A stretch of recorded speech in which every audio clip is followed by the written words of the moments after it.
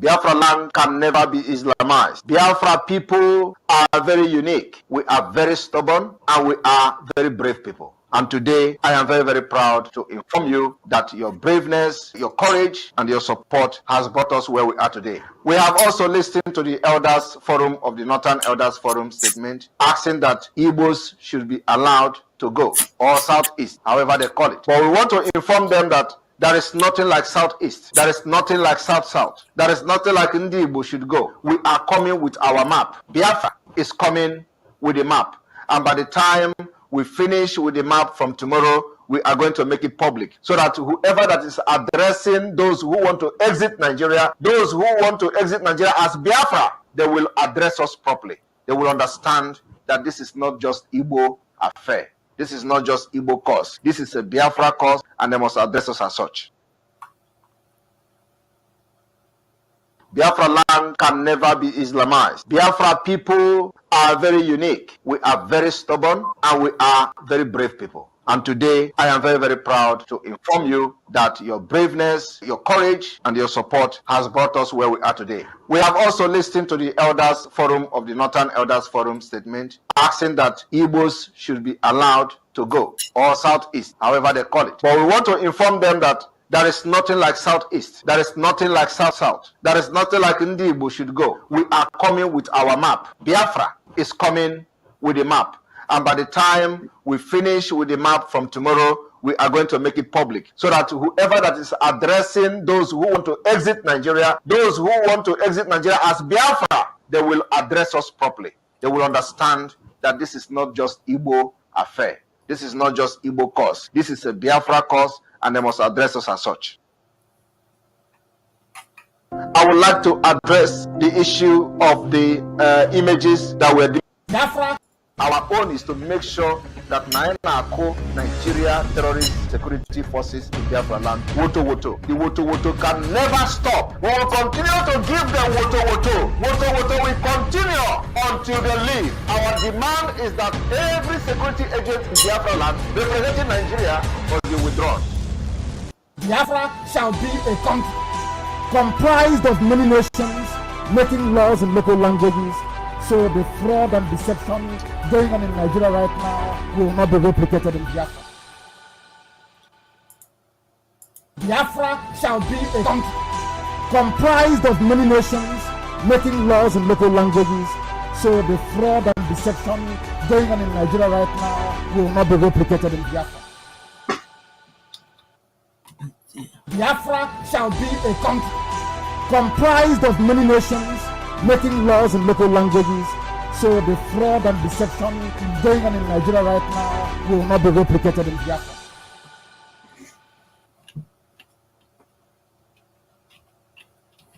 Our own is to make sure that Nigeria terrorist security forces in Biafra land, WOTOWOTO. The WOTOWOTO can never stop. We will continue to give them WOTOWOTO. WOTOWOTO will continue until they leave. Our demand is that every security agent in Biafra land representing Nigeria must be withdrawn. We want to use the opportunity to call every personnel, Biafra personnel or Biafra person serving in Nigeria Army, Nigeria Police, Nigeria Navy, Nigeria Air Force. If you are serving in all these institutions mentioned now and you are very close to Biafra land or you are in Biafra land, resign. Resign. They bring you to Biafra, resign, because once you have that uniform on, we don't know who you are. You are the enemy and you are our enemy.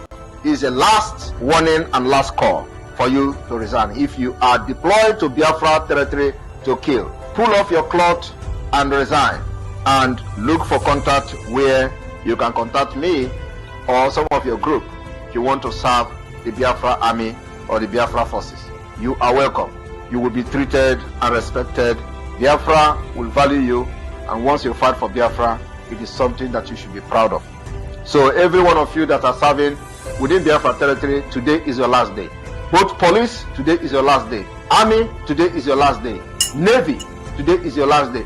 Except you are not in Biafra land. If you are not in Biafra land, it is your problem. You can die in the north, that is your business. Pull off your clothes and stop killing Biafrans. We'll catch you in that uniform, it does not matter who you are gone.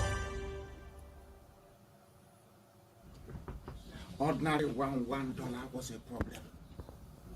$1 became a problem.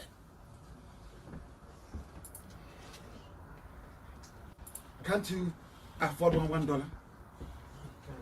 How can you come at your neighbor in a month? You can't afford $1? Because Fulani people are laughing at us, they are counting on that thing you have inside you, that destructive demonic spirit to question and to argue everything. That's what they're counting on, to colonize and enslave us. Always. When they speak, they say, we know you can never be united. We know. Only $1 only. Is it going to kill you? No, nothing.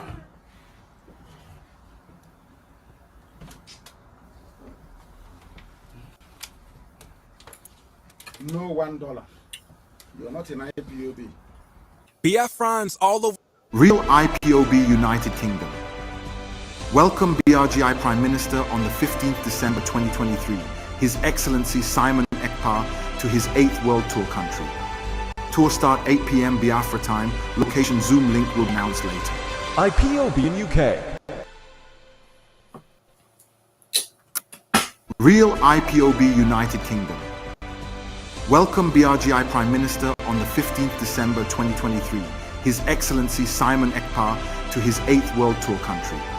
Tour start 8 p.m. Biafra time. Location Zoom link will be announced later. IPOB in UK.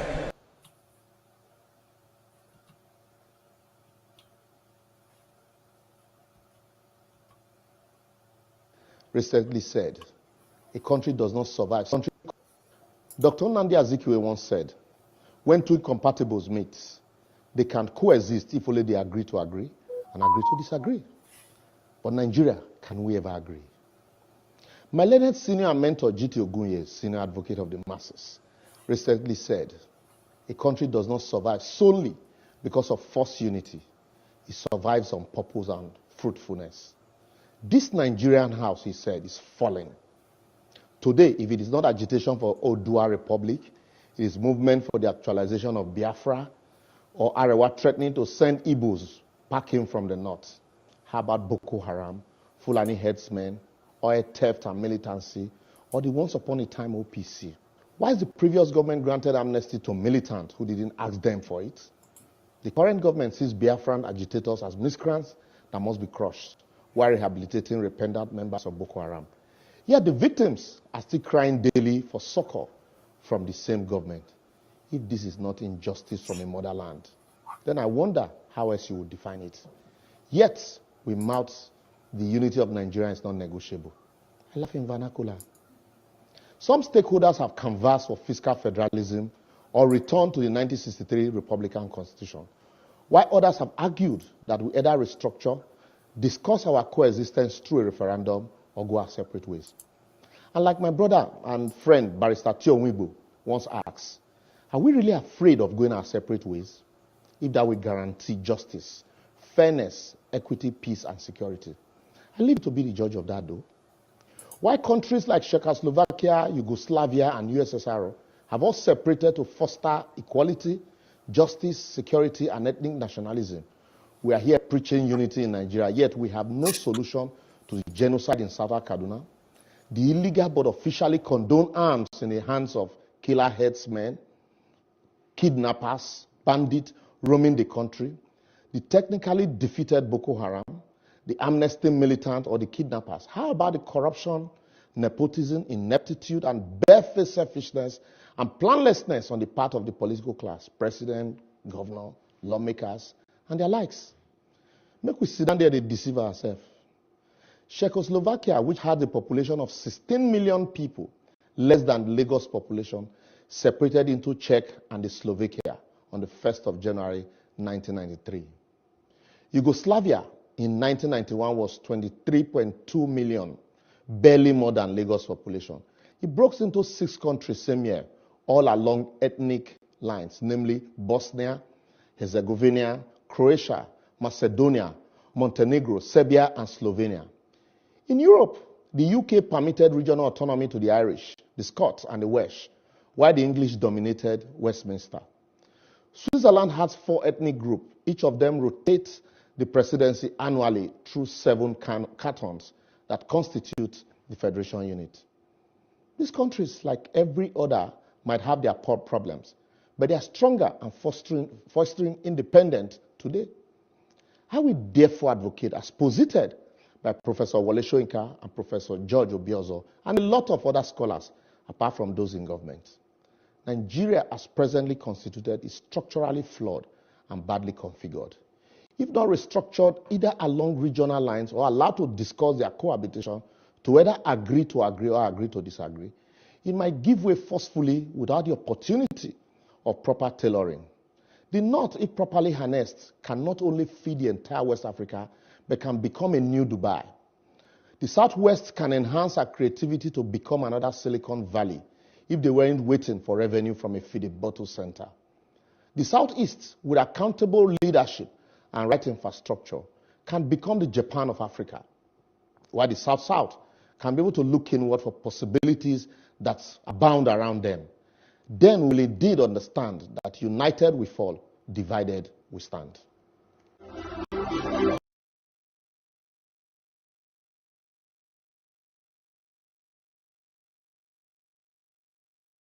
Those who are against secession, so to speak, their language, those who are against autonomy or freedom for the regions. The only time that Nigeria came close to attaining its potential was when everybody was on their own. Go and ask, consult your history books. Dr. Michael Alapa's economy was 40% every year, the fastest growing in the world. Awolowo performed a miracle in the West. I mean miracle that you cannot even believe what the man was able to do with ordinary cocoa.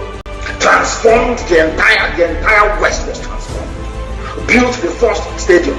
Even the Janjaweed, Ahmadu and Tafawa Balewa, do you know what they did in the north? Go and look at the factories that they built now. When people look back with nostalgia at what Nigeria could have been, they were looking at Nigeria when the regions had their own government, when the regions had their own embassies abroad. These are the things they don't teach you in schools. But if you are fortunate to be listening to us, then you're highly blessed. Those who are against secession, so to speak, their language, those who are against autonomy or freedom for the regions. The only time that Nigeria came close to attaining its potential was when everybody was on their own. Go and ask, consult your history books. Dr. Michael Alapa's economy was 40% every year, the fastest growing in the world. Awolowo performed a miracle in the West. I mean miracle that you cannot even believe what the man was able to do with ordinary cocoa. Transformed the entire West was transformed. Built the first stadium. Even the Janjaweed, Ahmadu and Tafawa Balewa, do you know what they did in the north? Go and look at the factories that they built now. When people look back with nostalgia at what Nigeria could have been, they were looking at Nigeria when the regions had their own government, when the regions had their own embassies abroad. These are the things they don't teach you in schools. But if you are fortunate to be listening to us, then you're highly blessed.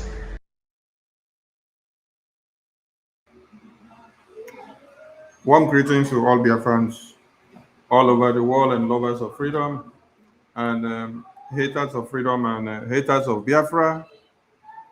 Most especially those that comes into Biafra land. Ada Biafra, you have to mute your mic, please. Ada Biafra, okay. You have to mute your mic. Yeah, mute your mic. Okay, thank you. Most especially the foot soldiers that are imported into Biafra land. We want to say thank you for becoming manures into Biafra land. We want to say thank you for being so foolish and continuing on your quest for the contract and fame that was given to you guys, because Biafra land will consume all of you and will continue to consume and consume and consume and consume. Like you heard our PM say,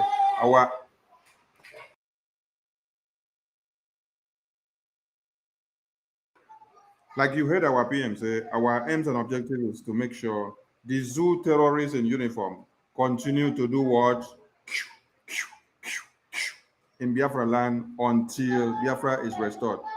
And we are not going to stop, not one iota, talk less of an atom.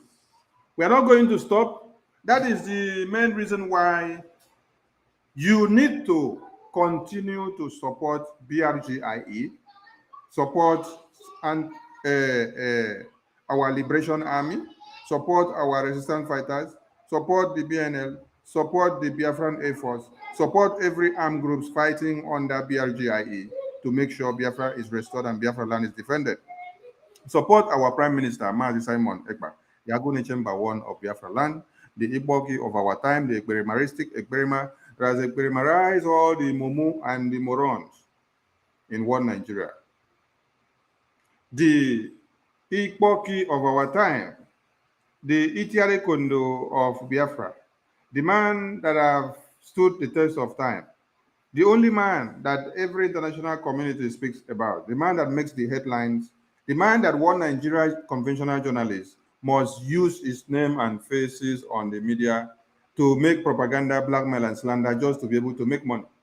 The only man that if you don't use in your comedy now today for the bloggers, you will not make money. It will not trend. So if you want to make more money from your comedy treat and a kit, make sure you impute something that has to do with Biafra. And remember the face of our PM. Because the more you put his face, you will garner more audience. And then it will push Biafra awareness the more.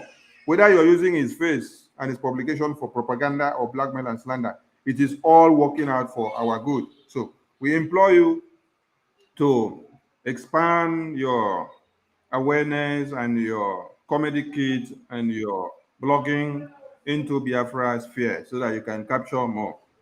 We want to say a very big thank you to the existence of Mazi Nnamdi Kanu, our supreme leader.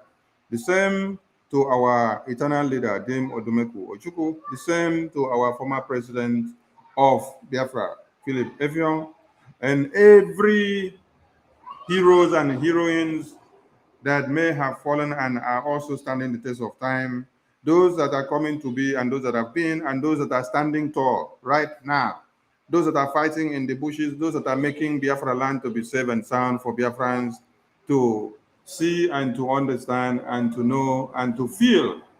When you look at this chart here, you will understand that Biafra land is the safest place in one Nigeria. Biafra land is the safest place in one Nigeria. This is the second quarter of 2023 vitalities and abductions done, though their statistics are never accurate. But with the little that you can see here now, you can understand that the Biafran Liberation Army are doing a good job. That Simon Ekpa, that they say is a Nigerian agent, is doing a good job.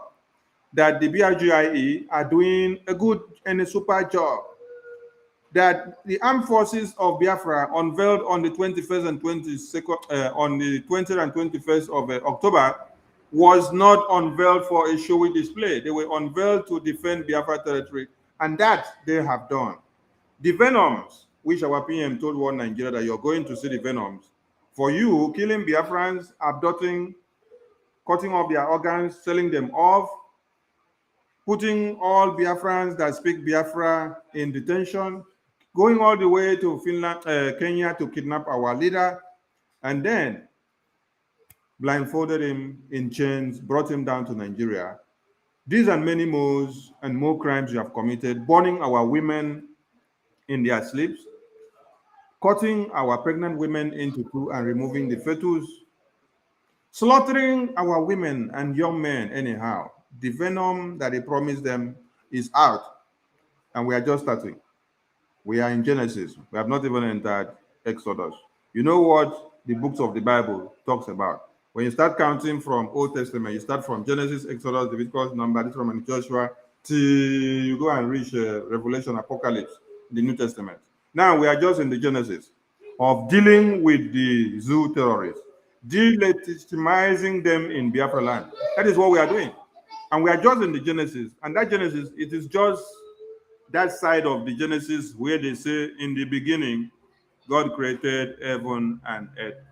That is the beginning part where we are. We are not in the side where they said, and after he created, he now gave dominion to mankind to take over. We never even reached that side yet. So we are just in the beginning. God created heaven and earth. That is where we are now, on the stage of dealing with the zoo terrorists in Biafra land. You guys will continue to collect more WOTOWOTO until Biafra is restored. And it is not going to stop, because people have been massacring Biafrans from 1900 to this very day. The genocide of 66 to 70s is what anyone cannot escape if you are talking about Biafrans. That is what will remind you the wounds. And to this very day, the war has still been going on. Checkpoints and every blockade have been happening to instill fear in us so that we will not talk about Biafra again. But today, we have dismantled that yoke. Kidnapping Mazi Nnamdi Kanu was the worst mistake they made. And if that was what was to happen so that Biafra will come faster, so be it. And we are going to make use of every arsenal to make sure we destroy the zoo to get Biafra. I salute all Biafrans listening to us, and I salute all the media teams, those that are here and those that are not here, and all the ministers of the media, and also all the ministers of the cabinet of the BRGIE, and also the de facto government in the homeland. You are all cherished, and your works are too much appreciated by the Biafran people. So, as the engine house of the BRGIE and the de facto government in the homeland, we do what we know how to do best. The awareness of Biafra and changing the narrative is what we have at hand. Making sure the zoo and One Nigeria and everything that supports them and aligns with them understands the differences of 66 to 70 and this time. The use of propaganda leaflets by BBC and Premium Times of London in 66 to 70s against the Biafran people, even when they massacred and blockaded land, air, and sea, seeing that the Biafran military were destroying and winning the war, then Britain came to do that. That is the narrative we have to change in this our own dispensation, so that they will understand that we told them, we educated them, we pushed the narrative out for them to understand before we start doing what we know how to do best, which is what? The defense of the Biafran people. Self-preservation, self-determination is not a crime, and that is what we are doing. We must defend Biafra land. It is our objective, and the prerogative is that Biafrans must be alive to see Biafra. I thank you all in the studio. We have a lot to talk about. Let me start by giving the mic to Mazi 247. Let him talk to Biafrans before we go to our next minister. Okay, while he's speaking call, we give the mic to Ada Biafra Betty. Ada Biafra Betty, unmute yourself and say hi to Biafrans while our minister 247 is talking on phone. Thank you. Hello, my fellow Biafrans, men and women, wherever you are watching us from. I say good evening, good morning, good afternoon, depending on your location. Ndị be anyị ekenekwa m unu. It shall be well with Biafrans all over the world. But before I go ahead, I must thank God for giving us a man like our supreme leader, Onyendu Mazi Nnamdi Kanu. There is no Biafra without Onyendu, and there is no Onyendu without Biafra. They are so much interwoven, and Onyendu means a lot to us. I implore the indulgence of every other Biafran to pray, join us to pray for his release. Prayer is very powerful because tongue is one of the smallest part of the body that is very powerful. Let us keep praying for him on daily basis. It remains like 4 days now from today for his hearing.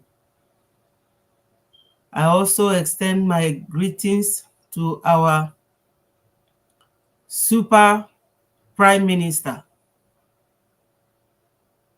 Our prime minister is like a tipper filled with wet sand. You can't move it. unless he decides to move. He is a great man, stepping into the shoes of Onyendu at this time. For going to 2 years now, it's not up to 2 years. He has achieved a lot, and he's still ready to achieve more. I say kudos to him. And every Biafran, I thank you all, because we wouldn't have gone this far without you people. You are the ones that is propelling our movement, steering our boat forward. God bless Biafrans. Our minister, Mr. Sonny Akparawa, there is no time Biafra is mentioned without your name. You are so wonderful.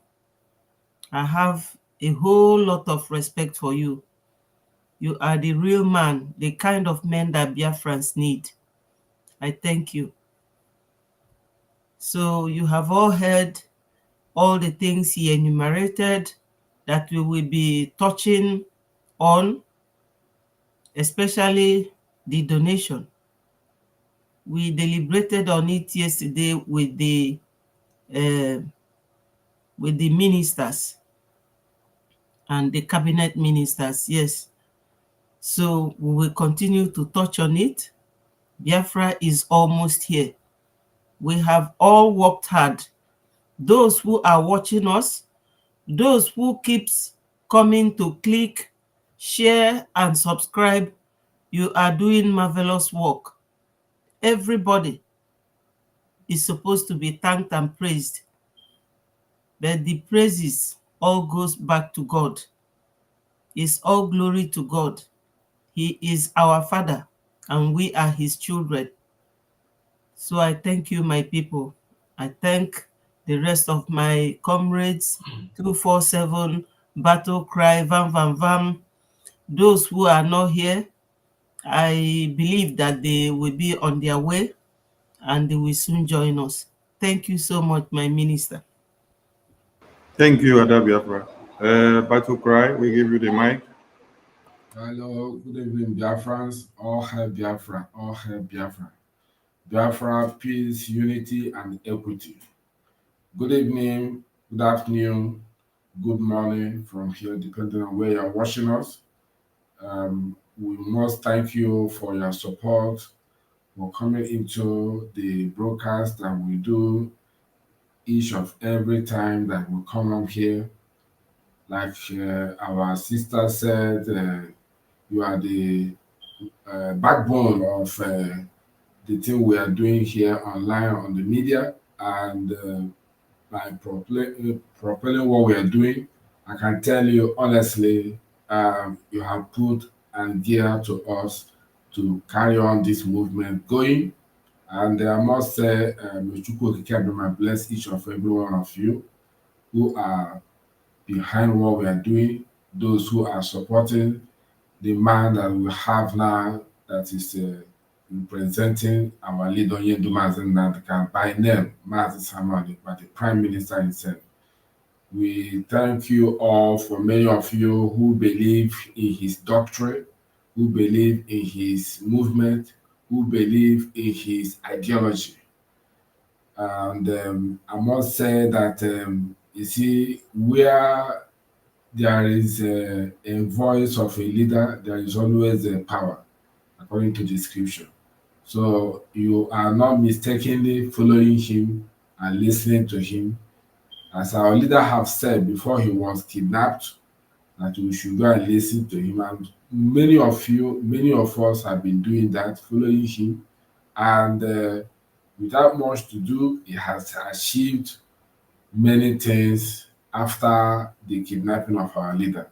And he's still on the pathway to achieve more and to liberate Biafra and to make Biafra be a nation. So we must say, may Chukwu Okike continue to increase his wisdom, increase his audacity, increase his tenacity, and we're sure that everything will surely come to pass. Again, may I just thank our Minister of Information, Sonia Barawa. May Chukwu Camera bless you for your this coordination in this media. What you are doing is marvelous. There's no time we look for you in a show or in this media that you are not there. You have contributed a lot. May Chukwu Camera continue to reward you. So Biafra, let's fasten our belt and listen to what we're bringing to you tonight here. Thank you very much for having me. Thank you. As it is customary now, please, before we start every broadcast and meetings, we have to be observing a minute silence to our fallen heroes. So if I forget in any occasion, please do remind me. So we hereby observe a 1 minute silence to our fallen heroes.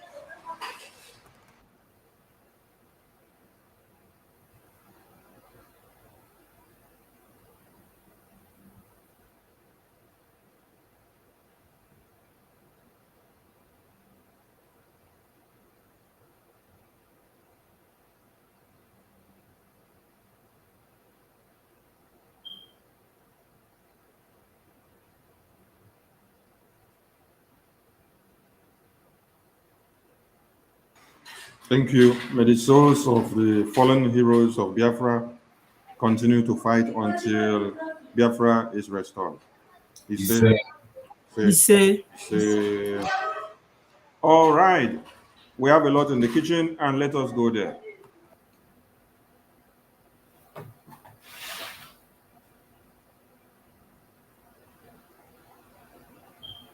Sorry, I have too many soldiers here disturbing, so noise may be coming from my end because I'm at work. All right, let's go to our PM's Twitter page because there is urgent announcement we must bring to the screen before any other thing.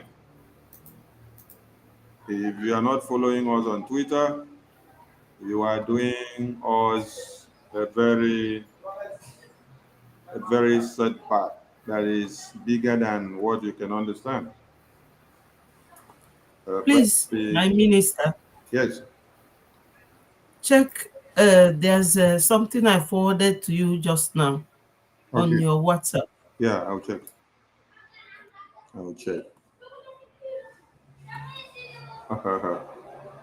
Somebody said a lot in the kitchen. Yes, so a lot in the kitchen, or a lot in the kitchen for you to consume. Yes. Who made that comment? That thing in Finland. Okay. Yes, that thing in Finland. We have a lot in the kitchen to feed the ear. So come well prepared and sit back and enjoy. All right. Here we have a message from our PM, which all Biafrans must adhere to these very instructions.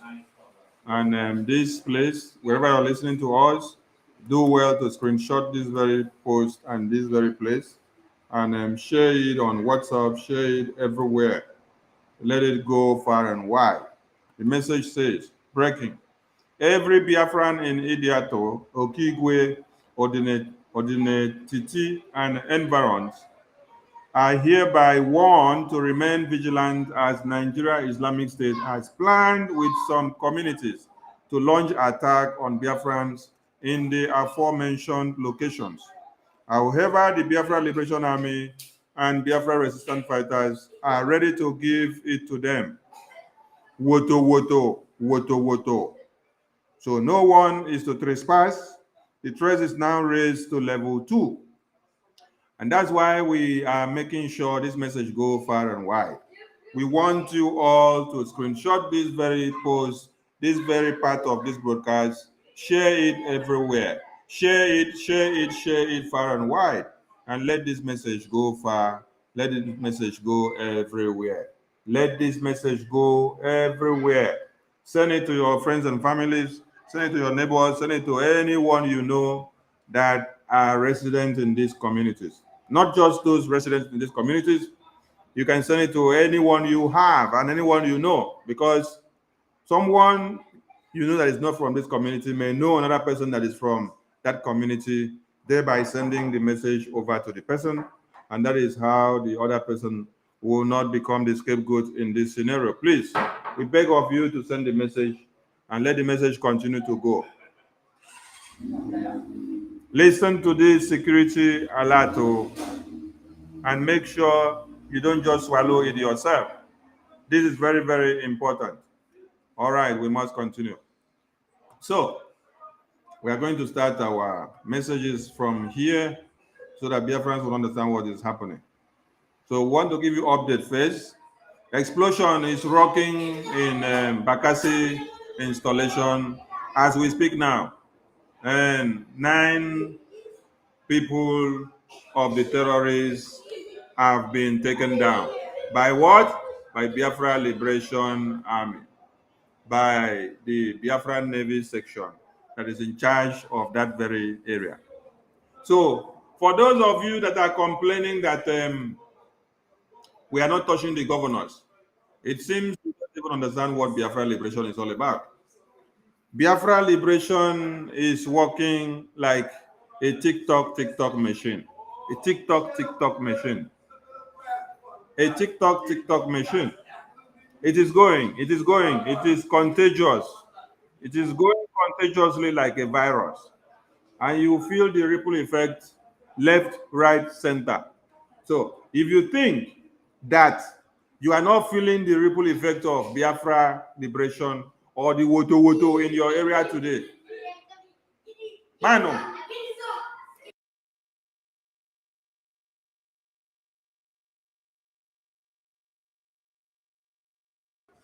sorry about that, please.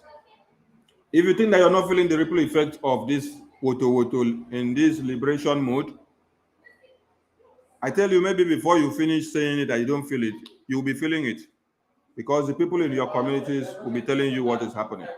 So wake up from your slumber, because we are dealing with the zoo terrorists.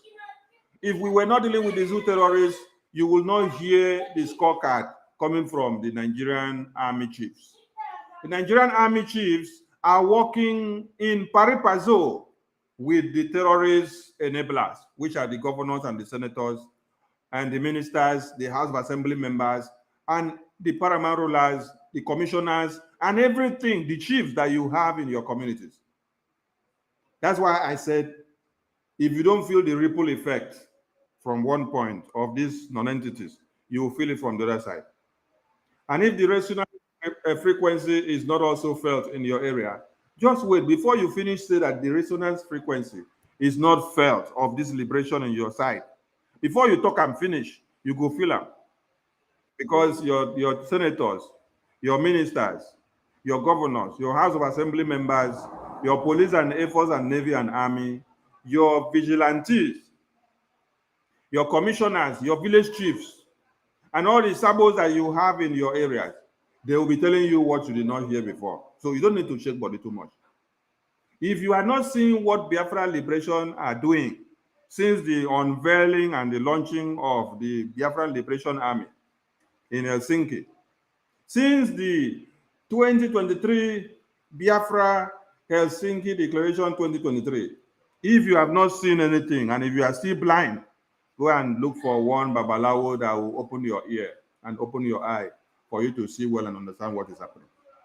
Is it an easy thing for the Senate President of a country to sit down and confess that the potency of Biafran Republic government under the leadership of Mazi Simon Ekpa has locked up the mouth and the power of the governors? That Mazi Simon Ekpa is now the governor, the president of the Biafra land. That he finds it so uneasy that he himself, as a Senate President of a country, will have to stay inside the house, cannot travel to Southeast, his own homeland, cannot go to his Biafra land when Simon Ekpa declares a sit at home. Do you know what that means? That is the Senate President of a country, where decisions are made in your country, where they sit down to sign papers of how they will deploy army, how they will deploy terrorists to come into your communities and to bomb you. and to butcher your women into pieces. And then you are coming up with a resistance force against them. So if you are not feeling this, explain to us if you are a human being or if you are dumb. If you are not also feeling the army chiefs coming to the House of Assembly to narrate and talk to the senators and confess the firepower of Biafra Liberation Army, if you're not seeing and you're not understanding anything, then you are still deaf, dumb, and blind. So we want you to wake up and come back. Before we continue, let's give mic to Mazi 247. Oh, he's back on seat now. Mazi 247, say hi to Biafrans before we continue, please. Hi to Biafrans. Now say le to Biafrans. Le. Okay, do it your own way now. Okay, my own way. Okay. I greet you, my honorable minister, and all the ministers in the house. I greet all of you. And all Biafrans out there, I greet you all with WOTOWOTO love. Yes, WOTOWOTO love. I greet you all. And I greet our Prime Minister, Mazi Simon Ekpa, our leader, who we are expecting to see this coming Friday, in 5 days' time, by the special grace of God, because they don't get any choice but to let him go. But if they think otherwise, we will still do otherwise. And we must remember the sit at home from 15th to 19th. It is still active. Two things. One, for the unconditional release of Mazi Nnamdi Kanu. Secondly, we are rejecting and resisting being pronounced or recognized as an Islamic nation. We must remember. So it is very, very necessary. We know what we are doing, why we are doing whatever we are doing. I greet all of you once again. God bless you all as we move on. Let us give our ears to our brother. They will. Thank you, Mwachineke, for being back on seat. Very hot. The way you come back, so you hot well. Like say we should go inside that place every time, so that when you come back, you go hot like that. So before we quench the heat, we still they liberate from your shine head. So I beg, see this thing waiting for screen. You know, say some people they say they know they feel waiting what they do. They never they hear and well. So explain to them with what you see, the report on the screen, whether they think will enter their head. All right. No verse for me. Which one? Explosion rock oil installation in Bakassi. Kill 9 JB. This is JB. What do you mean? JBS. That is a situation report that just came in now from Bakassi. That is 5 minutes ago. So those who are complaining that we are not touching the governors, do you have templates? We have what you are. We know what you are doing. You have to level the ground. Their time will come. We are busy continuing their shield, cutting their shield first. Yes, now, you know, say one thing with our PM, we say, you know, they talk too much, but if they do too much, our people, like if people get sense, our PM don't tell you, say, no expect me to come into conventional war with you. I don't want. All I want is you come out for my house. And I go do everything possible, humanly, demonly, pastorally, traditional pastorally, good personally, bad personally, possible to chase you out of my land. And if you look at what is happening today, it is happening, as he just said. So everything they work according to plan, according to purpose. You know, say for Bible, you say all things work for good according to I don't forehand. All things work for good for the purpose of for them that love Jesus Christ. Abi, battle cry, I get them. Battle cry, you know the dog. I get them. It be like say you get them. I see that thing fly for media one day where they preach. Yeah, I get them. You get them. All things work for good for those who love Biafra. Yes. So all things are working for our own. 247. I Eh? thought you were saying for those that love God according to Bible. If to say na Biafra you talk, I don't answer you since now. Now, mouth I talk, my mouth will shift. Now it does. Now, that is Romans chapter 8, verse 28. Read them for me. And God He said, says, Yes. He says, All things. and we know that all things work together for the good to those who love God, to those who it's are okay. called. Hold on there. All things work for good to those who love Biafra, to those who walk towards the restoration of Biafra, to those who believe in freedom, to those, and another thing, all things work for destruction to those who are working against the restoration of Biafra, to those who are blackmailing Biafra restoration. Like I was saying before, we don't get choice but to fight for Biafra. If you look at people that are complaining, do this, if you go into their profile, whether you get spiritual eye to go into their spiritual profile, you go still say they are not supporting what we are doing. It go dey difficult for anybody when they support what we are doing to tell you, hey, you are not fighting, you are not killing governor. Why will you go and kill governor? Paralyze the governor. When you paralyze the governor, as Imo State today, where your governor dey for Imo State, he dey sleep for another country, and then now Abuja no even dey well for them. Every day they kidnap them for Abuja. You see Abari, but the other day they cry for, we are not safe, even outside. You are not safe inside, you are not safe outside. So our PM knows what he's doing. The only thing you need to do now to support him. If you no get money, you get mouth. If you no get mouth, you get leg. If you no get leg, you must get something where you could take support. Support our PM in any way.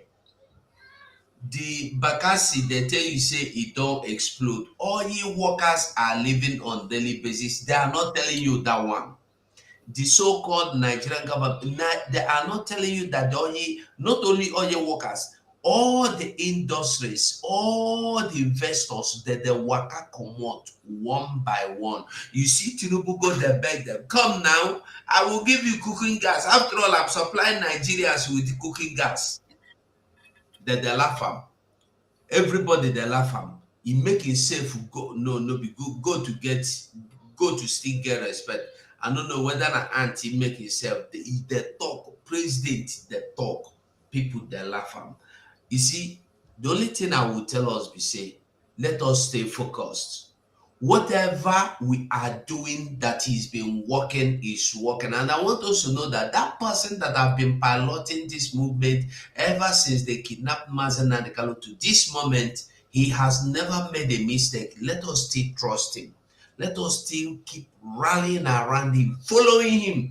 When he be like, say, he weak, we go push him up. Thank you, Mazi. Thank you, Wachineke. Mazi Batukrai, some people are complaining that they are not seeing the firepower or they are not feeling the heat because some of them expected that as we go just start, we will just go hold the governors for their neck, begin to cut them with knife. I beg, explain some of the things where Biafran Liberation Army don't do so that some people where they dumb and deaf, we make some of the governors know they sleep again for Southeast. They run, they go Abuja. Now, even for Abuja, we see they go meet them for Abuja. So Biafra land is not habitable for them. Abuja too is not habitable for them. I don't know where they will put their head. So all these people that are saying that we're not going after the governor, I don't know if they are even following up what we are doing. So please educate some of them tomorrow. All hail Biafrans. Viewers and lovers of Biafrans, lovers of freedoms, from the time or from day one, we all know that this present zoological governors, especially the ones in the southeast, that are very gullible. When I say gullible, all of them, they are glorified cowards. Okay, so it's better for them to swallow the shame than to make maybe the Biafra Republic government in exile to take the glory. But instead of them to swallow the pain or swallow the shame, it's hitting them badly. How can you say that they are not getting the heat, or we are not steering the furnace of fire? No. Let me tell you, there is fire on the mountain. There is fire on the mountain as it is now. What do you think that prompted the chief of army staff to go to the red chamber or red carpet, whatever they call it, to go and say that Prime Minister Madisambane is sabotaging their work in the southeast? Do you know to what extent it has hurt them? Do you know to what extent it has hit them? But they are just pampering, passion, trying to see how they can maintain their momentum, maintain their respect to the public. You know, the thing has gone haywire, has gone beyond ridicule, make them to wear black bangle to identify their fallen heroes. No, not their fallen heroes. They are fallen terrorists. That's where you can even notice that this thing they are wearing, this black bangle they are wearing on their arm, shows that a lot of their terrorists has fallen. So, and we have recorded number of them. If you follow our PM constantly on the Twitter, you can see where he constantly making it known that Biafra Liberation Army has neutralized, Biafra Resistance Fighter has neutralized them, and being a lot of them, you know, they have their own department, they have their own maybe operation, their operation of de facto government on every region. They are neutralizing the zoo terrorist army on a daily basis. Today, do you know how many they neutralize? They neutralize 20, but you cannot see it in the zoo media. It is impossible because they were cautioned in the zoo media, do not give this Samonepa a wink. Do not give him a name. Do not popularize him. But you see, time will come. Time will come. If not now, just in a very short period, you will be hearing the music and they will be putting it on their media. If they have been able to put some certain news about the Prime Minister, his operation, and how he has been, you know, eliminating some of the terrorists that are coming to kill in Biafra land, they came at this last period to say it. That's to tell you, I mean, the operation and the directive of the Prime Minister has gone haywire, and the Soludo is feeling it now.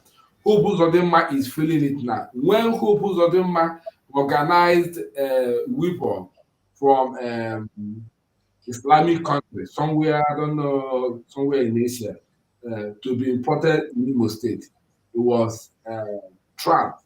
And that was a total disgrace to him. He cannot see it in his Zoom media. He cannot see it anywhere. But all these things, Biafra Republic government in exile have intelligence in the Biafra de facto government in the whole land. But the thing is that the thing we are doing, you know, we are waiting for them to start giving us or giving the public record of what we are doing. Our own is being handled by the Prime Minister according to his Twitter handle. So whatever you see there is what is happening in the background. Whatever you see on the Twitter page of the Prime Minister is what is happening in the background. So the zoo cannot even carry out the same news and publish on their own space. Because if you watch, when the Prime Minister announced the database was when the zoo government saw it on his Twitter and tried to emulate to bring up the database system. So everything he says, they like to like copy the one that will suit them and they drop the one that will not suit them. So don't think that nothing is not good. Even ask Dave Omahi the kind of trouble he received or the kind of heat he received. Ask Soludo the kind of heat he's receiving. Ask Peter Mba of Enugu State, the woman snatcher, the heat is getting now. Ask also Okezi Azu at his own time, the heat he got. So all these things, they will not tell you, but there is something they are getting that is more beyond ridicule, that cannot be, beared. So relax your mind. Things are coming soon. There are more better things to see in the coming days, in the coming months. Okay, but we're just waiting for this court hearing. After this court hearing, if it goes on well, if it doesn't go on well, you will see a different dimension of it. So relax your mind. Thank you, Mwachineke. Thank you, Mwachineke. Yes. Ada Biafra Betty, look at the PM's tweet, and this is where I want you to focus on. We are busy cutting their shield first. That is where I want you to focus and expatiate. Now I'm going to bring something to the screen so that it will make you to be more elaborate in your reportage or in your deliberation. Now, this is a shield. I want you to explain to Biafrans what a shield serves as for someone that is using a shield, and for what reason that person decided to use a shield. And then, when our PMs said in that tweet that we are busy cutting their shield. So now, what are we going to achieve by cutting their shield? And to what danger awaits the person that is using a shield that is being cut by the number? What awaits that person at the end of the day? Thank you. Carry the mic, please. Okay. Hello, my people. Once more, I thank my minister for information, to have given me this opportunity. I mean, this opportunity is very wonderful to me because it is bringing me closer to my people, and I'm a proudly Biafran. So from what I understand shield to mean is a protective measure. Shield is produced from metal, and during Roman war, they used most of this type of shield, and the logo shows the people using it. So when you see this shield, you know that somebody is coming to attack you, and they know that you will attack them back. So what they will use this shield to do is to protect themselves, so that whatever you throw at them will not work.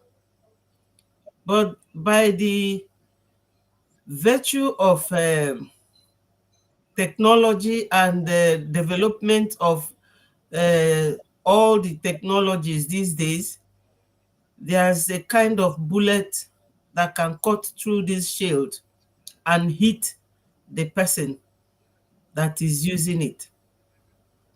Now, the Fulanese are using the governors as a light shield to cover the atrocities they are committing in Biafra land, so that people will keep saying, oh, are they going to be able to govern themselves?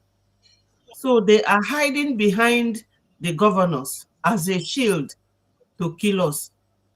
And the governors in turn are using the unemployed men we have in our place, who have no other choice than to become their immediate shield. So this shield, once you destroy it, you will definitely get at the person using it, and maybe the second person behind that person using the shield. So for you to get the person, you must first of all cut that shield. Following what our Prime Minister said here, we know what we are doing. You have to level the ground. Their time will come. So when we must have finished with the shield, cutting off that shield and destroying their shield, we must have leveled that ground, and we will get at the people using the shield.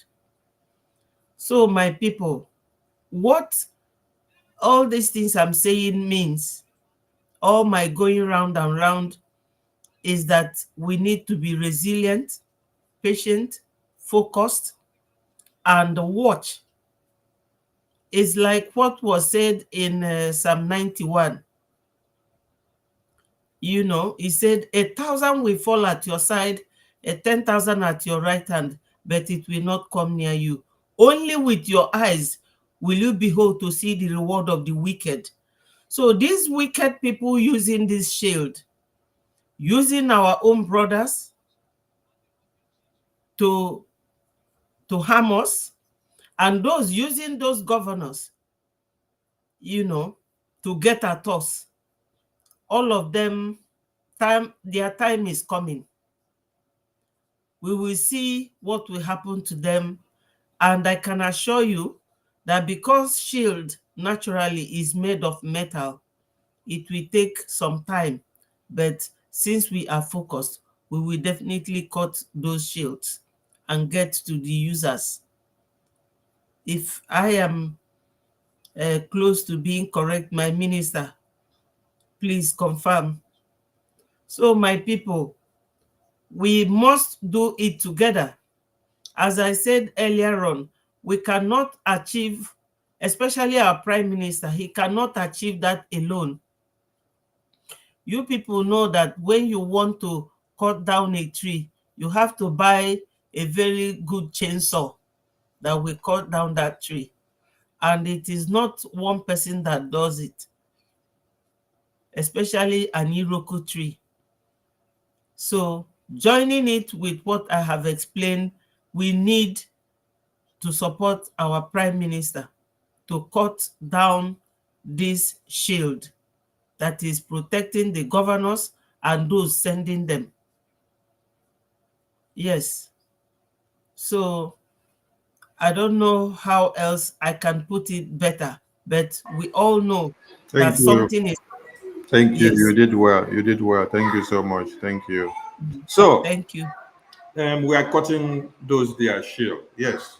We are cutting their tails, cutting their legs, cutting their hands, cutting their heads off, cutting everything. Because as far as they are coming to kill Biafrans, kill our baby, kill our women and children, they must be cut to pieces. Now we have, and like Ada Biafra said, for us to be able to achieve all those, we need more funds, we need more guns and bullets, so that Biafra land can be safer, so that our men can be well equipped. The Prince, welcome to the studio. And as you just join us, this is what we want you to explain to Biafrans. You see these weapons here? These ones, let me reduce the zoom a bit. I thank God say no person carry them for hand, because YouTube go say, why do you show people carrying weapon for hand? This one weapon there for ground, no? YouTube, we they show a weapon for ground, no be for hand they carry them. YouTube na mad people. They go sanction our channel, say because we they show people we carry weapon for hand. This one no be for hand, no. Breaking.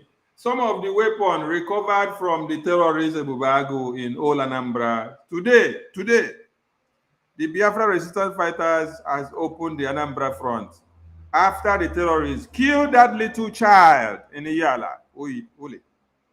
Tell the criminal and the illegitimate Soludo to go and collect their guns and go and collect their smelling dead bodies. They killed that baby and they thought we would let them go just like that. So, Mazi the Prince, explain to them, because they say, some of them say they are not hearing the WOTOWOTO, they're not getting the fire. Explain to them how these weapons that we display here came and what Biafran resistance fighters have done. We told them that nobody will be killed in Biafra land, and then you go again just like that. Biafra Liberation Army was unveiled for a purpose, to defend Biafra territory. So if the governors that we have, in one way or another, enable you to go and massacre any Biafran, more than 100 of you will go down. The Prince, are you there? Yes, I am here. Okay, pick the mic, please. Elaborate on this and let Biafrans understand the achievements and the super work that the Biafran Liberation Army are doing and why they need to support BLA, BRF, BNL, and BAF, and Simon Ekpa, the Prime Minister, and the Biafran Republic government in exile and the de facto government in the homeland. Thank you. Carry the mic, please. Thank you, the Minister. Thank you, Ugo 247. Thank you, everyone in the studio. I greet you all for this moment, and this is a privilege to speak with the great people of Biafra. You see, when we started, they say there's a online freedom fighters. They call us all sorts of names, and we continue. And our leader, MNK, doing all he can to make sure that our people are protected, launched the ESN, Eastern Security Network, to protect our women and our children and our grandfathers and fathers that are aged, going to farm, to provide for themselves what the government cannot provide for them to sustain their life. They call us, they think we are joking, and they went and kidnapped our leader. After kidnapping our leader, they feel, yes, they have won the battle, that they can do anything they want. In Anambra election, our people were told not to vote. But on the other hand, they voted. After voting, Soludo was given the mandate to govern the people of Anambra, old Anambra State, because Anambra is no longer what it used to be. What did Soludo did? He hired people, and those people he hired at the back are killing women and children. Look at that boy of 3 years that they shot on the tummy and waste him as if he is nobody. And today, those people, since fourth, not even today, since fourth, those people that wasted that boy have been hearing the music and they have been dancing the music. I want to send this message to Soludo. Soludo should know that we are now in Anambra to fish out those who killed that small boy. This thing you see here that is displayed on the ground are called pump action. Our men doesn't use pump action. We use sophisticated guns. Sophisticated one, that is what our PM brought for us to use. AK-49 and others, machine gun, not even AK-47. So, As many as they are, Soludo, know it that Anambra will not be the same again. Those men will leave Anambra or they live in body bags. We cannot condone anyone coming to our land again to kill our women and children and go scot-free. It can never happen again. Those days are gone when they will come and kill our women and children and they will go scot-free. It will never happen again. As it stands now, Biafra land is on our hand. Biafran territory is on BRGIE hand and de facto government. Our Biafran government in exile and the Biafra de facto government in homeland.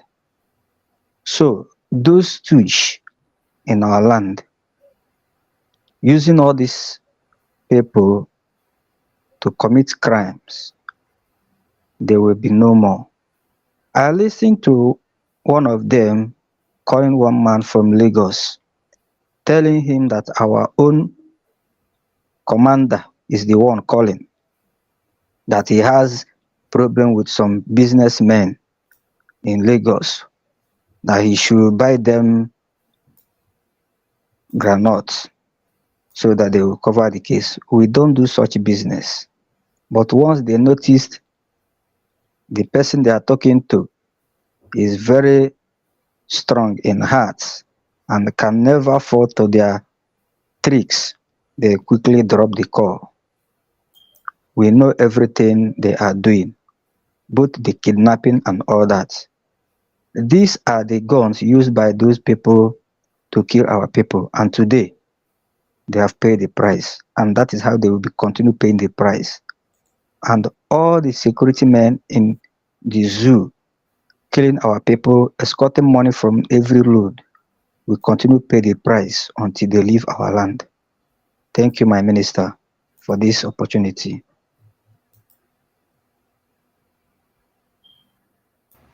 Thank you, Mwachineke. Thank you so much. We must continue. Let's go to another report just to give them a complete and a concise report of how many of their men we neutralize, so that they'll get it very clear and understand it very well. Okay. Soludo, you know, when we give you situation report like this is not the final, because some people will run away with injuries.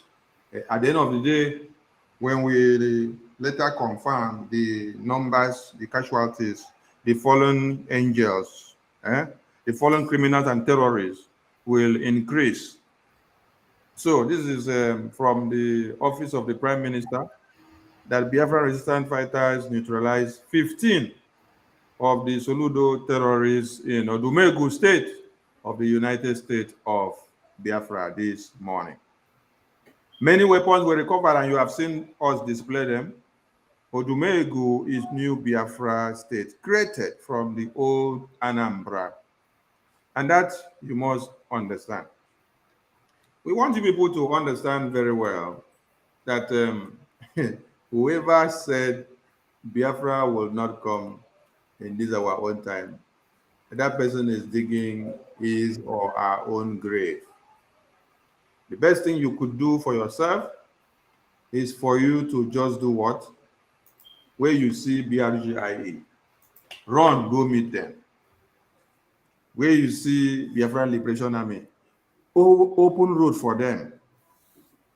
Go and bring your 1 naira, 2 naira, 3 naira, $1 $5 10 20 50 100 200 that you have. Bring them all to BRGIE, because that is the only way you can be saved. With that said, and with the situation report that you have seen, for those that were saying, oh, we are not working on the zoo terrorist governors, our PM told you that you don't even understand what is happening. That means you are blind. And to give you a tip of an iceberg, he told you that we are cutting their shields to pieces. Like Ada Biafra explained to you people, shield is used for protection. Whoever is using shield is trying to use a defense mechanism so that you will not get at the person. He knows that you are coming with weapons to kill him or her. So he's taking a shield to protect his or herself. And exceptionally, and that Biafra made you to understand that in this present dispensation of technology, that there are weapons that can still destroy the shield. And the Biafran people are implementing that strategy of using something that will destroy that your shield, which you thought is more protective for you than any other thing. So, you that is using the shield, the governors that are using the shield, and then we are destroying your shield, cutting it to pieces. What will happen to you when we finish cut the shield? What will you use to protect yourself after we don't cut the shield? Come on. For us, cutting the shield, we are coming for you. That is why we are cutting the shield. So as we cut the shield, finish, what happens is that we get at you. So if you are not feeling it and you're not seeing it, please go back and ask the army chiefs, the police chiefs, the Air Force chiefs, the naval chiefs, all the chiefs, criminals of one Nigeria, the terrorists that came to the National Assembly to complain and give a situation report of the firepower of Biafra Liberation Army. Go back and ask them what happened that you people had to cry back to the National Assembly, the people that have been funding you to aid terrorism in Biafra land. You see, something have just happened that has opened the nyash of one Nigeria. Let us bring you people to another thing. You see, the title of this our media broadcast today is More Reasons Why You Must Support Biafra, support BRGIA, under the leadership of our Prime Minister, Mazi Simon Ekpa. More reasons why you must support Biafran Liberation Army. More reasons why you must support Biafran resistance fighters. More reasons why you must support Biafran Navy. More reasons why you must support the Biafran Air Force. More reasons why you must support the defense force of Biafra. Every armed forces that are fighting to make sure that Nigeria is destroyed and Biafra is restored. If we do not destroy Nigeria, they will continue to destroy our women and children. They will rape, they will cut to pieces, they will cut off heads, they will butcher, they will take out babies inside our mother's womb and use them for rituals. They will sell off all our organs. Do you imagine when senators sit down to sign documents with Bill Gates just to sell off organs of potential human beings that have not even come to be alive? They sell off organs of children that are even inside the womb of a mother. They sign documents. Senators of Nigeria sign documents to sell off your organs, your potential organs that are even coming to be. I'm not talking of you that is alive, oh. You that is alive, that is selling akara, pushing trucks, selling pure water in Nigeria. I'm not even talking of your own intestine. I am talking of a baby that has not even come to the planet Earth yet, who is still inside the baby, who is still inside the womb, forming, coming up every day. Your senators signed papers with American criminals just to do what? Because of money, sell off your organs. So before the baby comes in, baby that they now put to bed in the hospital, the mother has been aching for over 9 hours to push a baby to come out. After good 9 months in sun and in rain, in pains and penury, with all the suffering, with how hard and deteriorating Nigerian system has been, a mother will suffer for good 9 months. And then a baby is put to bed. All of a sudden, you hear that your baby is dead. The baby did not, you hear of stillborn, that the baby did not make it alive. They will develop something else and then they will show to you, whereas they have taken the baby and then do the way they like to do with the people they had the contract with. Could you imagine that there is a kidney illegal transplant and removal in Abuja, in a hospital where they say that there is Ministry of Health in one Nigeria? That is why one Nigeria is a crime scene. We must join our hands and destroy one Nigeria. If we want our women and children to be alive, you must support Mazi Simon Ekpa. This man that has become their nightmare. This man that has become the hottest stone on their scrotum. They tried to swallow him, but they could not. They kidnapped Mazi Nnamdi Kanu, and then it became the worst nightmare to them. We thank God for Chukwukike for giving up Mazi Simon Ekpa. let us show you something else. More reasons why you must come and join hands with us to destroy one Nigeria. More reasons why you must stand up and do whatever you can to destroy one Nigeria. This is the drug baron president that you have. In a country where you say that there is a president, you see this man here? Some of you voted him into power, right? Some of you voted him into power. We want you to understand what is happening now. Your women and children were bombed to death. Whether they were Fulani women or no Fulani women, there is no justification whatsoever to bomb women and children.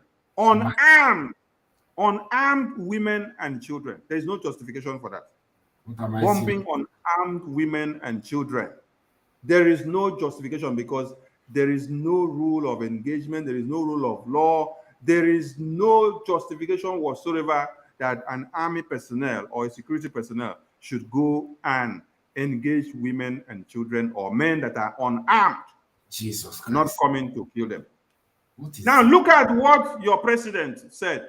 You people voted him into power, right? This is why we say you need to join your hands and make Biafra a reality in your own time. What is this? Before your women and children are now taken as another sacrifice for the terrorists. This is what a president of a country can tell you.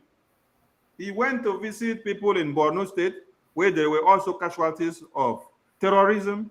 What did he say? He said that military bombing of Kaduna terrorists decided by God, otherwise it would have been... It wouldn't have happened. So it is the will of God. That Fulani terrorists in army uniform and in Air Force and police and Navy will massacre you people every day. This is the president of the country. This is a similar statement made by Garba when he was in the Asorok. He said people are talking about killing people, that terrorists, Fulani herdsmen, killing, as if there has not been killing before. That killing had been happened. So what Garba was saying, that killing in the Zoological Republic had been a tradition and culture. So if you kill, it doesn't matter. Look at somebody who was former EFCC chairman, Nunu Ribadu. What he said about this Kaduna bombing, it gripped my heart. Do you know what he said? He said that killing and bombing and killings happen in the Kaduna has happened. Let us move on. That's what he said on a Zoo newspaper. Former EFCC chairman. The thing baffles me. I say, what? These people have made people's life miserable and inconsequential. How can he say that the bombing and killing in Kaduna has happened? Let us move on, because none of his relatives is affected, none of his children is affected, nobody, colleague or maybe counterpart related or associated to him is affected. He said, let us move on. So whoever that is killed doesn't mean anything. The former governor of Kaduna, El-Rufai, said when the Fulani and the Boko Haram captured some victims and kept them in their custody. The same man said, even if it matters to kill everybody in the custody, both the victim and the terrorists, that it doesn't matter anything, just to make sure that they crush the Fulani or maybe the Boko Haram. You know the implication or maybe the interpretation of what he just said. He's saying that in case if the army go after the terrorists that are keeping their victim in hostage, they might even capture some of them alive, and the people they will capture alive will be the people that will leak their secret, that will reveal who sent them or who is sponsoring them, who is bankrolling them.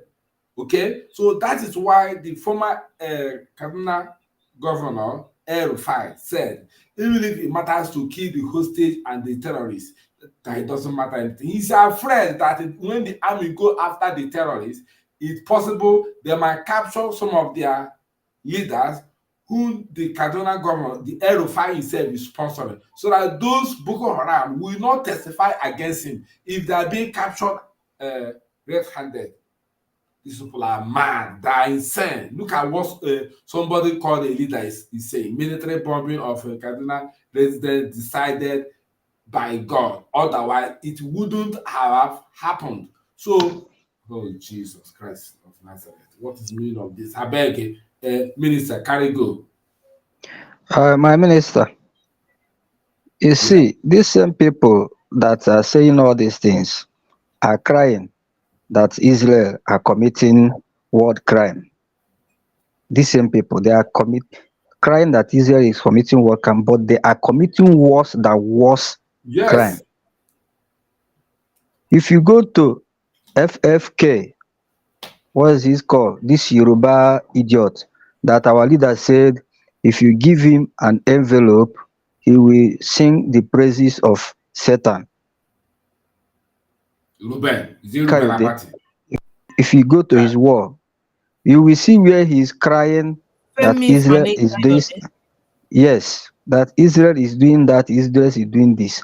He's one of the people that says the same thing that his brother said here on this news. But nobody is complaining. But they are complaining that Israel is doing this and doing that. So these people are all the same. They are all the same thing.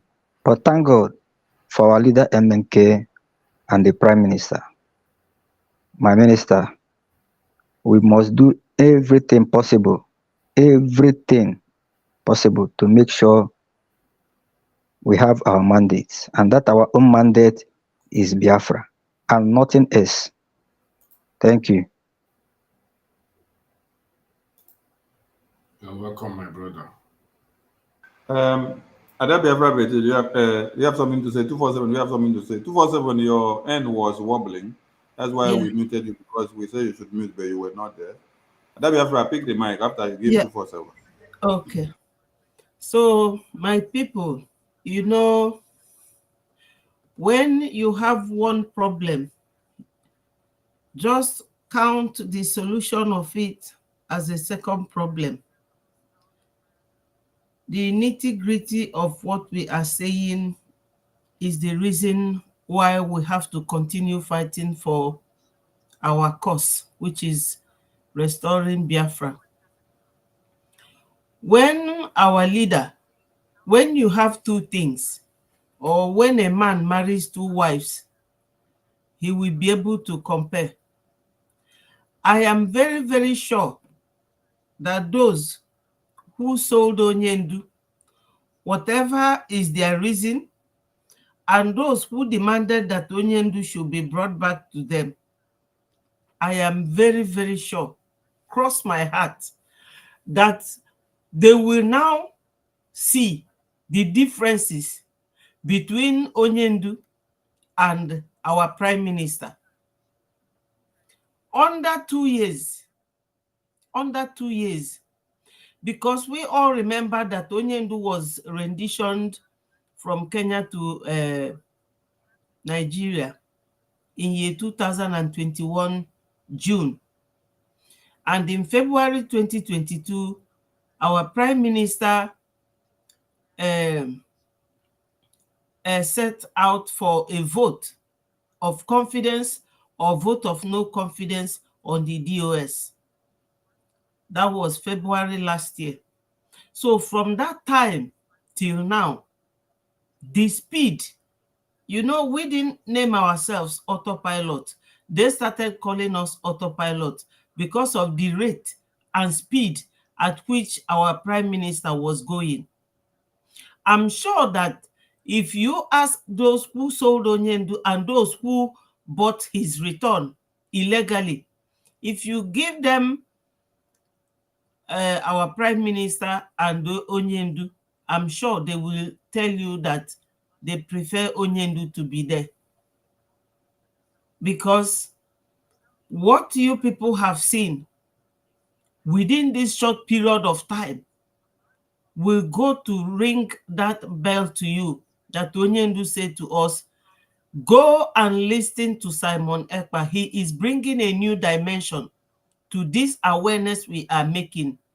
Share his video to all platforms so that it will keep going viral. So Onyendu, everybody now knows that Onyendu is like a nice water compared to our heated prime minister, who is not taking it easy with anyone.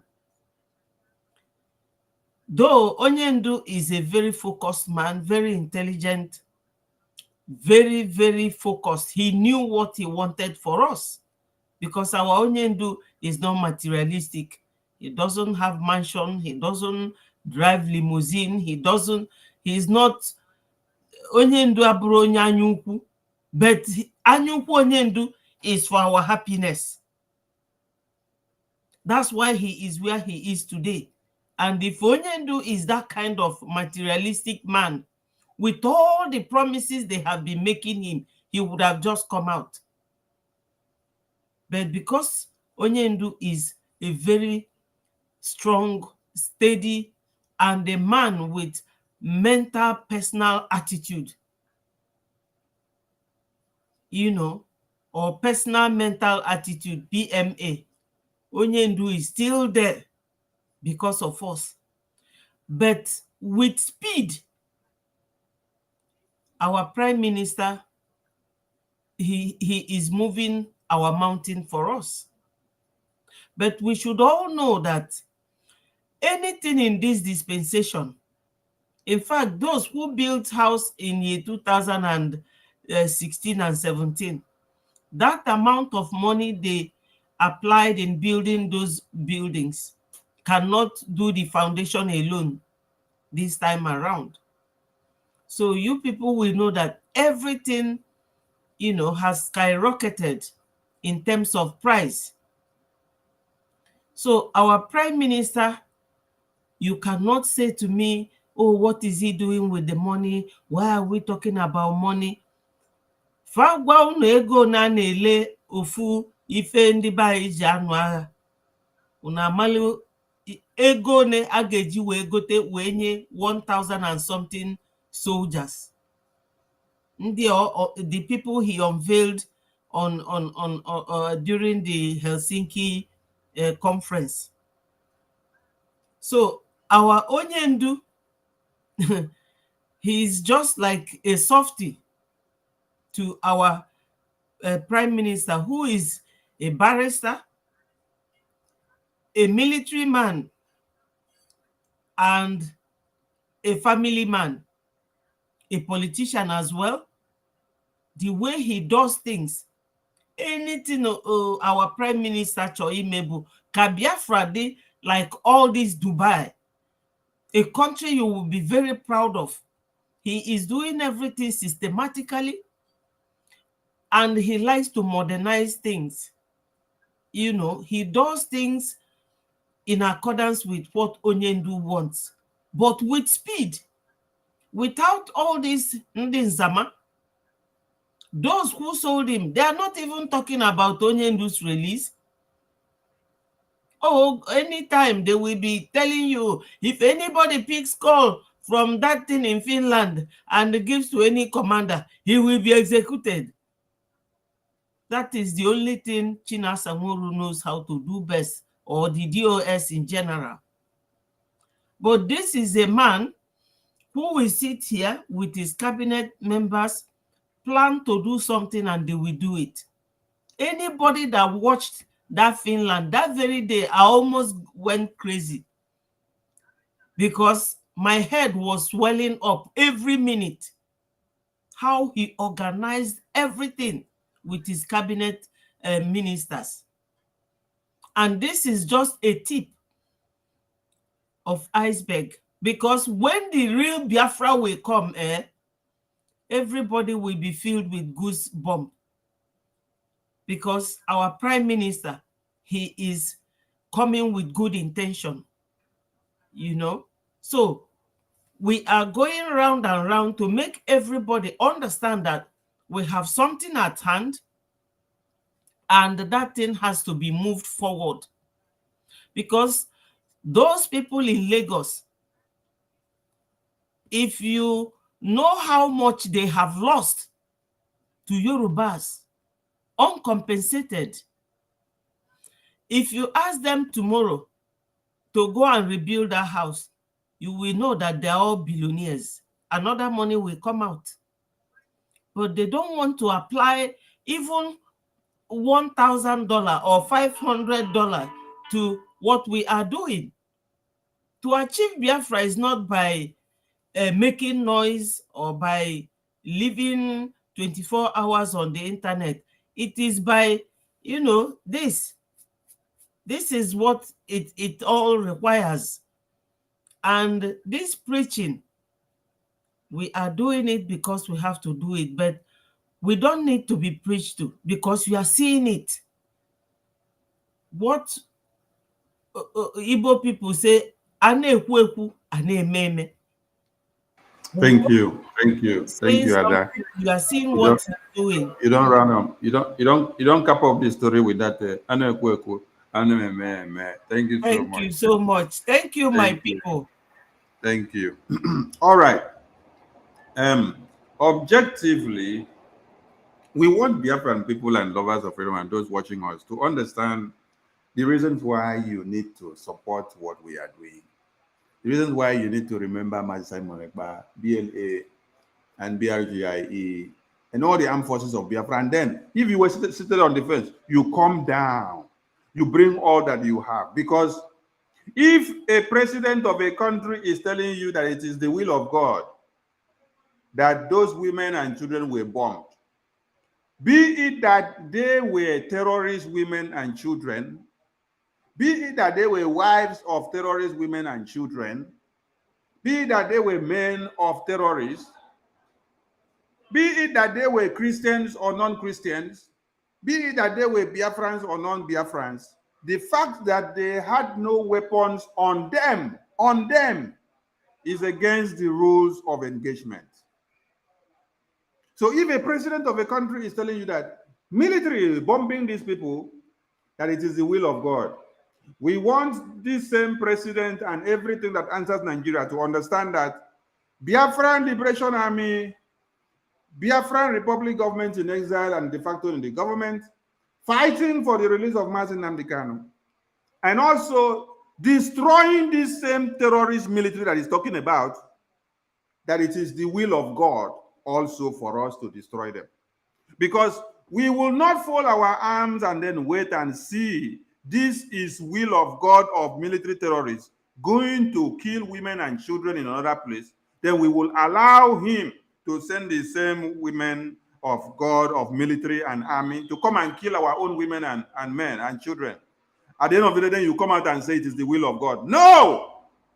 Which part of the Bible say that it is not the will of God for human beings to perish? No, the Bible talk. Oh, okay, but now that they want to quote their own part of the Bible, they say it is the will of God that the army terrorists had to bomb the women and children. Unarmed women and children, not just women and children, unarmed, people that had nothing to fight. They were not attacking, they were not in any situation or any way of advancing to go and attack.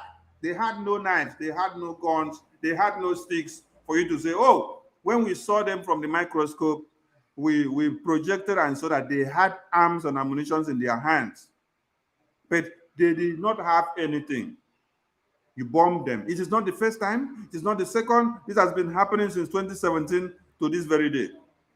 So tell me if you are still on the fence and you're not waking up to come to the understanding that if a president of a country is already backing up what the terrorist army did in Kaduna, why wouldn't you come down to come and support Biafra? Mas, you go carry the mic. Let me put this thing on the screen as you bring it. Yes, it is the will of God, though. Only in Nigeria that this kind of thing will be the will of God. You see, that same Kaduna where they bombed barely 1 week,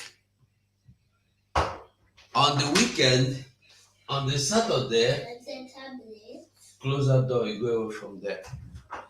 I think that was the bombing happened maybe Wednesday or Sunday, Saturday or Friday. Then before 1 week, within 1 week, the same terrorists went to that same Kaduna. This post, if you look, you go see the date, 9th of December, on 9th. They went there, they drove away so many people. You know why? Not because they do, they no agree kidnap them again, because not because they refuse to pay, because they don't have money to pay tax. Now your Nigeria daily be this you. So why is it not the will of God? It's the will of God. Because it's only in Nigeria that the government of Nigeria knows, say, terrorists, they in charge of some locals, some community in a state, yet they are not pumping them. And they will still come and tell you, say, they look for terrorists. I will show you. Wait, make a look for them. Because when would they talk, people know they agree. Only in Nigeria, they will tell you that they are looking for the terrorists. That terrorists are doing this, terrorists are doing that. Thank God I see them. Now, same video. Now, they will tell you that terrorists they are looking for terrorists. They want to kill all of them. They are going into Sambisa forest. They want to go and catch the terrorists. Ask yourself, when terrorists, you know where they even get office, only in Nigeria. Master, sorry, put that video, make they listen.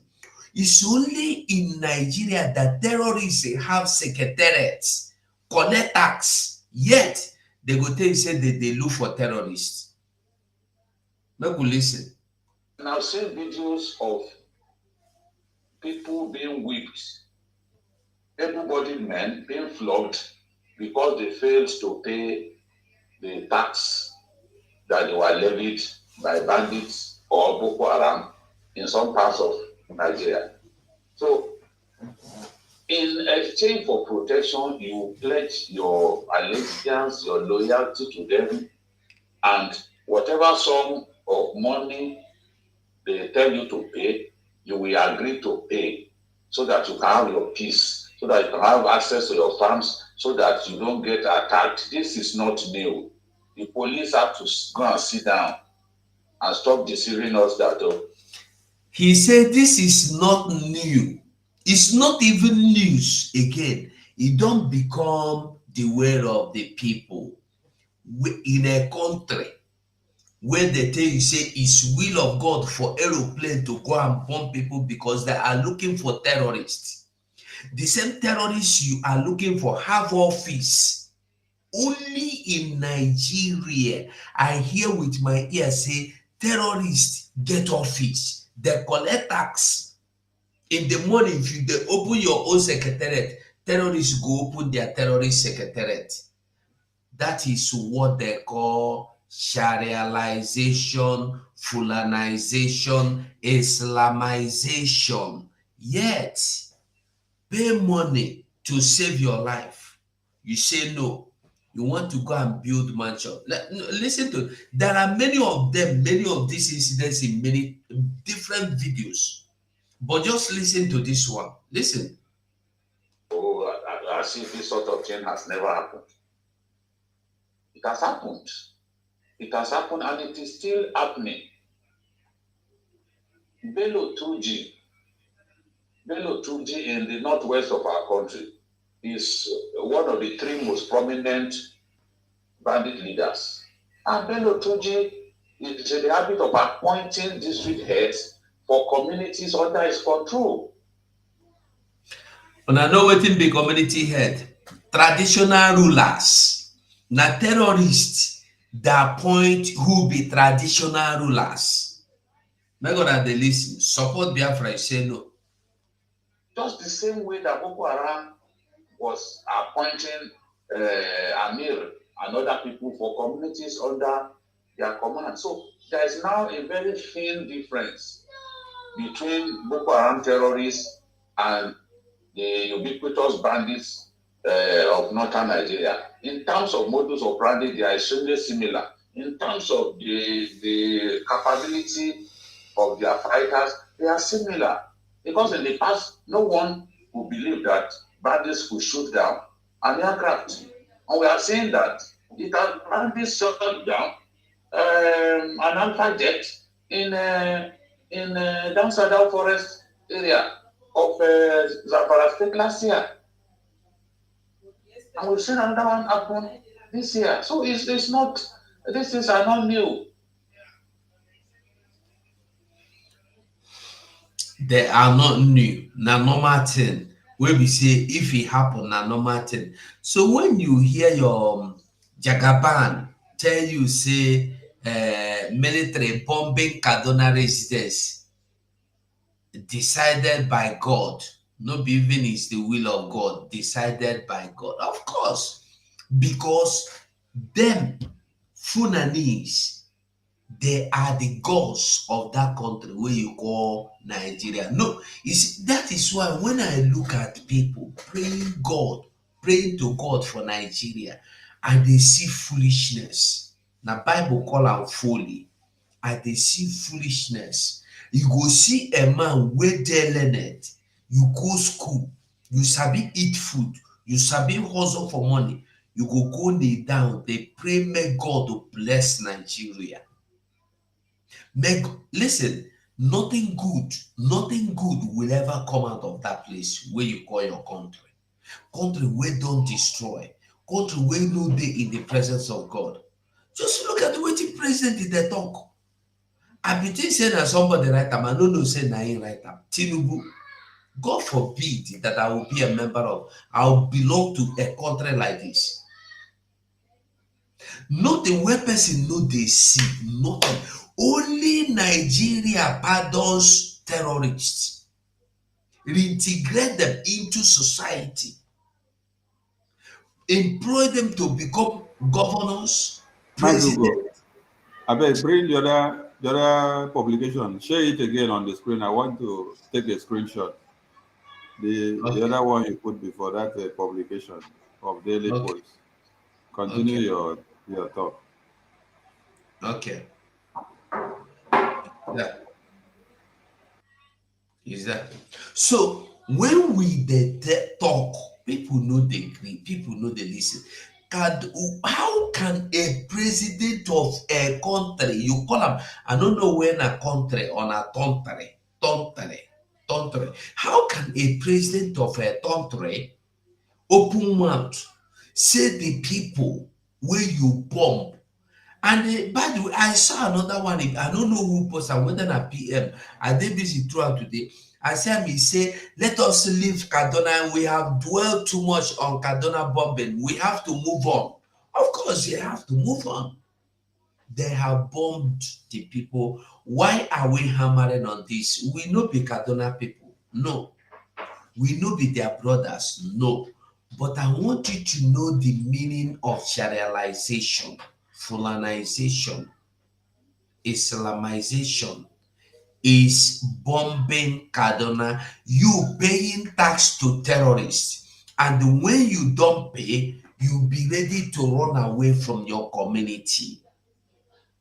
Like a video I saw in Kenya, they come to one community, they will ask all the people in that community, are you ready to give your life to Islamization or no? If you say no, they give you 24 hours to pack out of that community. And when they secured one community, they will move into the next community. This is the strategy they are using to make sure they push everybody out of the community. And we are here. We don't want to fight for our freedom. Like my sister said before, if you ask all these people, fools, that their houses were demolished in Lagos, to pay money for another plot of water, not land, for another plot of water so that they could fill and build their house, they will pay. but sponsor their freedom. Where are you going to run to? Those that build houses in Abuja now are running for their lives. Even the senators that told you is the most secure place are now telling you they are scared of their lives. They kidnap anybody, everybody in Abuja. No way to hide, no way to run to, no way to go unless you build. Listen, the best place to be and stay is your own house. If you build very well, build your house very well, you will be sure that if you are inside the house, nothing will happen. You see, when they were bombing Israel, because Israel prepared and they run into shelter. If you bomb from now till thy kingdom come, none of their citizens will die of any bomb because they prepared. Let us prepare our own home. Let us build our land so that Sharialization, Fulanization, Islamization will not even come close or near to us. The only best time we have is now. The best time we have is now. Thank you, Wachineke. Thank you, Wachineke. All right. As our time is ticking, and coupled with what we have on the table, Mazi the Prince, you talk on this, and then you talk connecting it with another thing that is coming on the screen, and Battle Cry the same. So let me scroll down to the next publication, because all we are doing is to make people to understand reasons why they need to come back to their senses, support this Biafra that they did not support before, and then come to understand what they need to do. Because if you don't do it, nobody will do it for you. Now, with the previous post that we had up there before, plus this one now, Mazi the Prince, you can see what is on the screen. They say that the Nigerian senators donate their December salaries to the military bombing victims in Kaduna. So, the question number one is, how many times have Biafrans been massacred? Mazuko, please mute your microphone. It's echoing. How many times have Biafrans been massacred? And did we see anybody come to donate money to give Biafrans? How many times have they raped our women and children? How many times have they cut heads to pieces? If not Mazi Simon Ekpa that stood his ground as they kidnapped Mazi Nnamdi Kanu, what would have happened to the people of Biafra today? From these 109 senators that donate their salary, which they call that the money has amounted to whether 109 million naira, you will see that 75% of the people that donate this money are from the Southeast. Yes, but they are the people donating this money to be given to the victims in Southern Kaduna. What we are making people to understand is that the people that are calling themselves one Nigerian leaders or rulers or politicians cannot help you, because the Biafra we are fighting for is not for them. It is for the poor man. It is for a layman. It is for the one that has been decapitated for many years. It is for you that has been to school and come out and then you cannot make ends meet. You cannot get a job. It is for you that have been driven out of Nigeria because of lack of anything. We find ourselves in another man's land, trying to look for greener pastures to feed back to our people. So, Mazi, please carry the mic.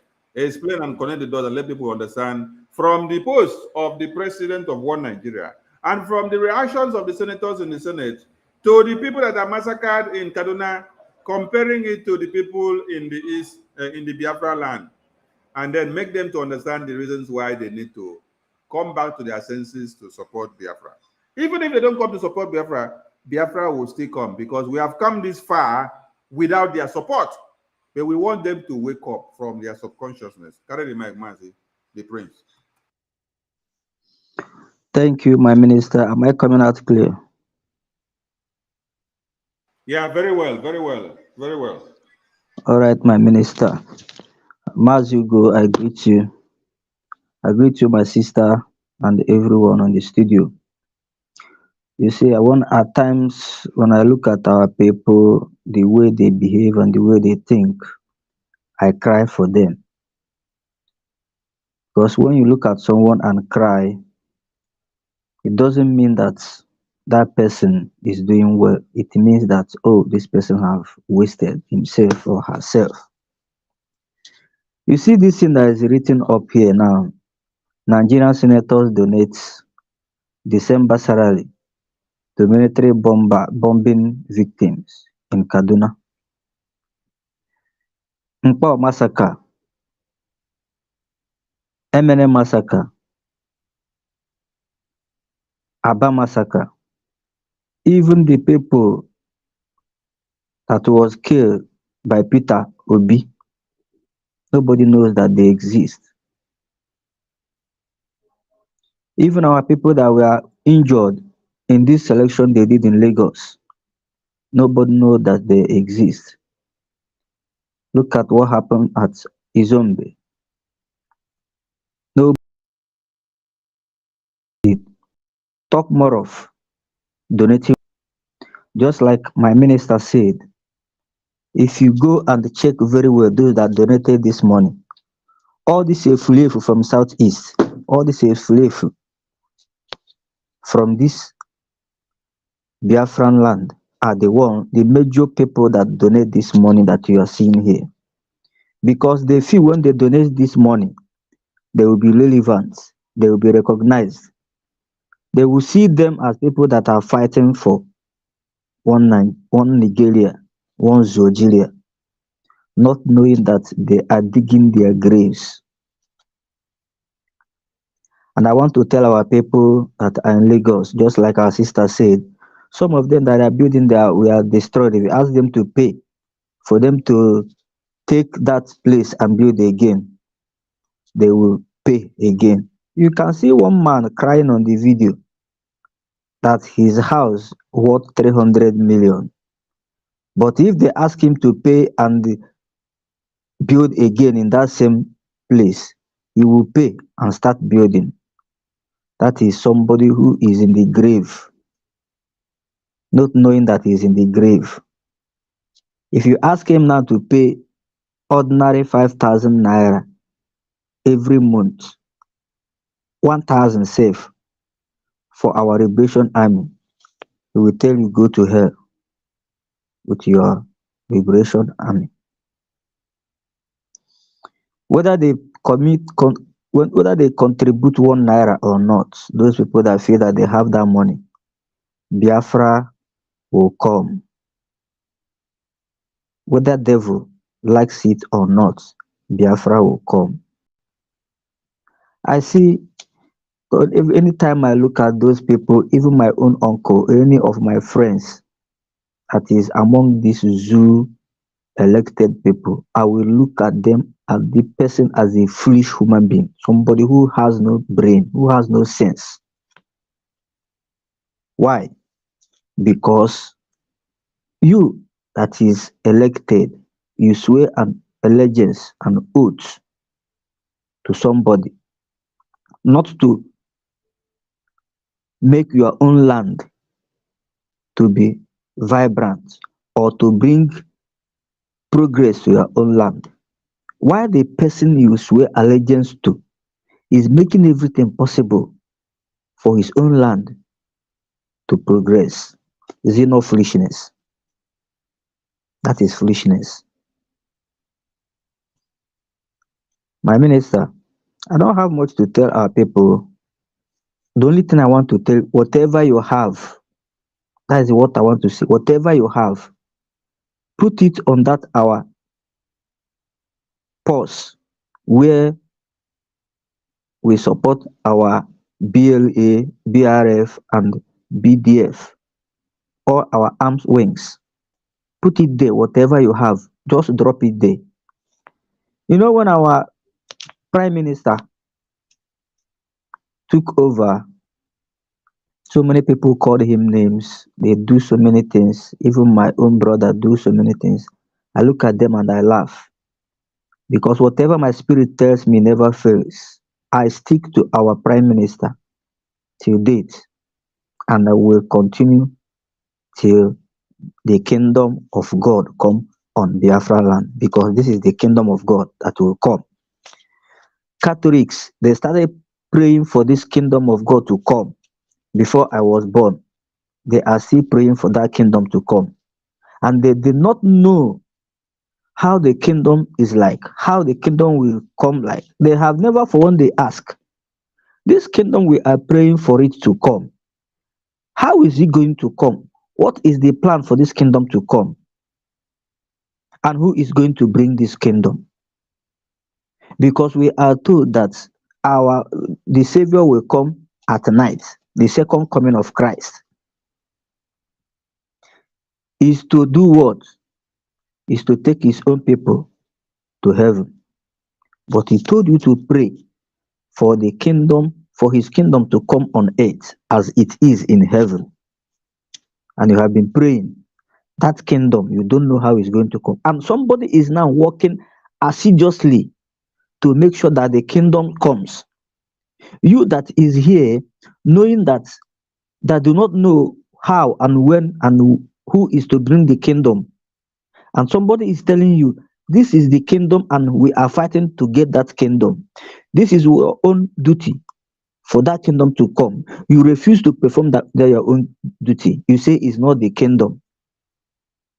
Are you not a fool?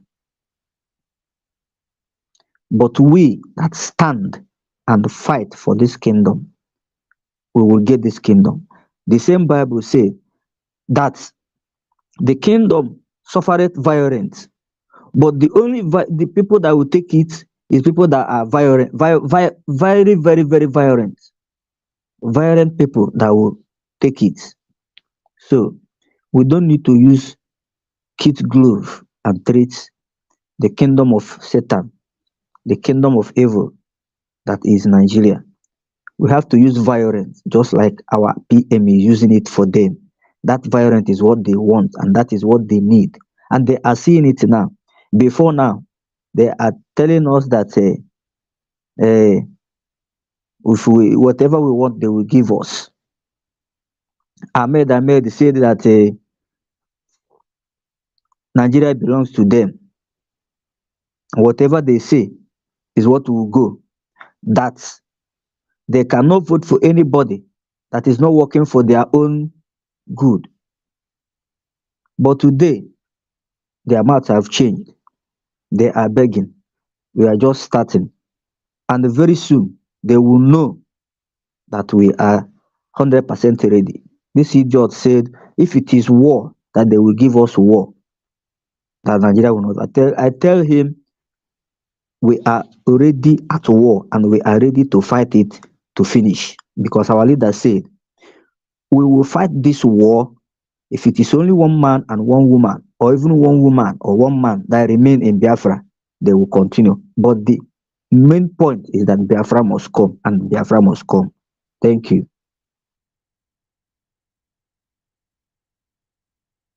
Thank you, Mwachineke. Battle cry, carry the mic, please.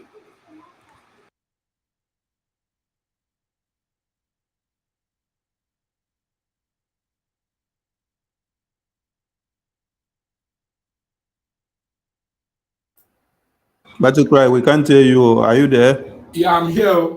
Yeah, good Okay, evening, carry the sir. mic. Good evening again from here, and thank you again for giving me another opportunity to talk. I'm seeing something on the screen here, which is so disturbing to understand or to fathom what these guys are talking about the donating their salaries to the victim of.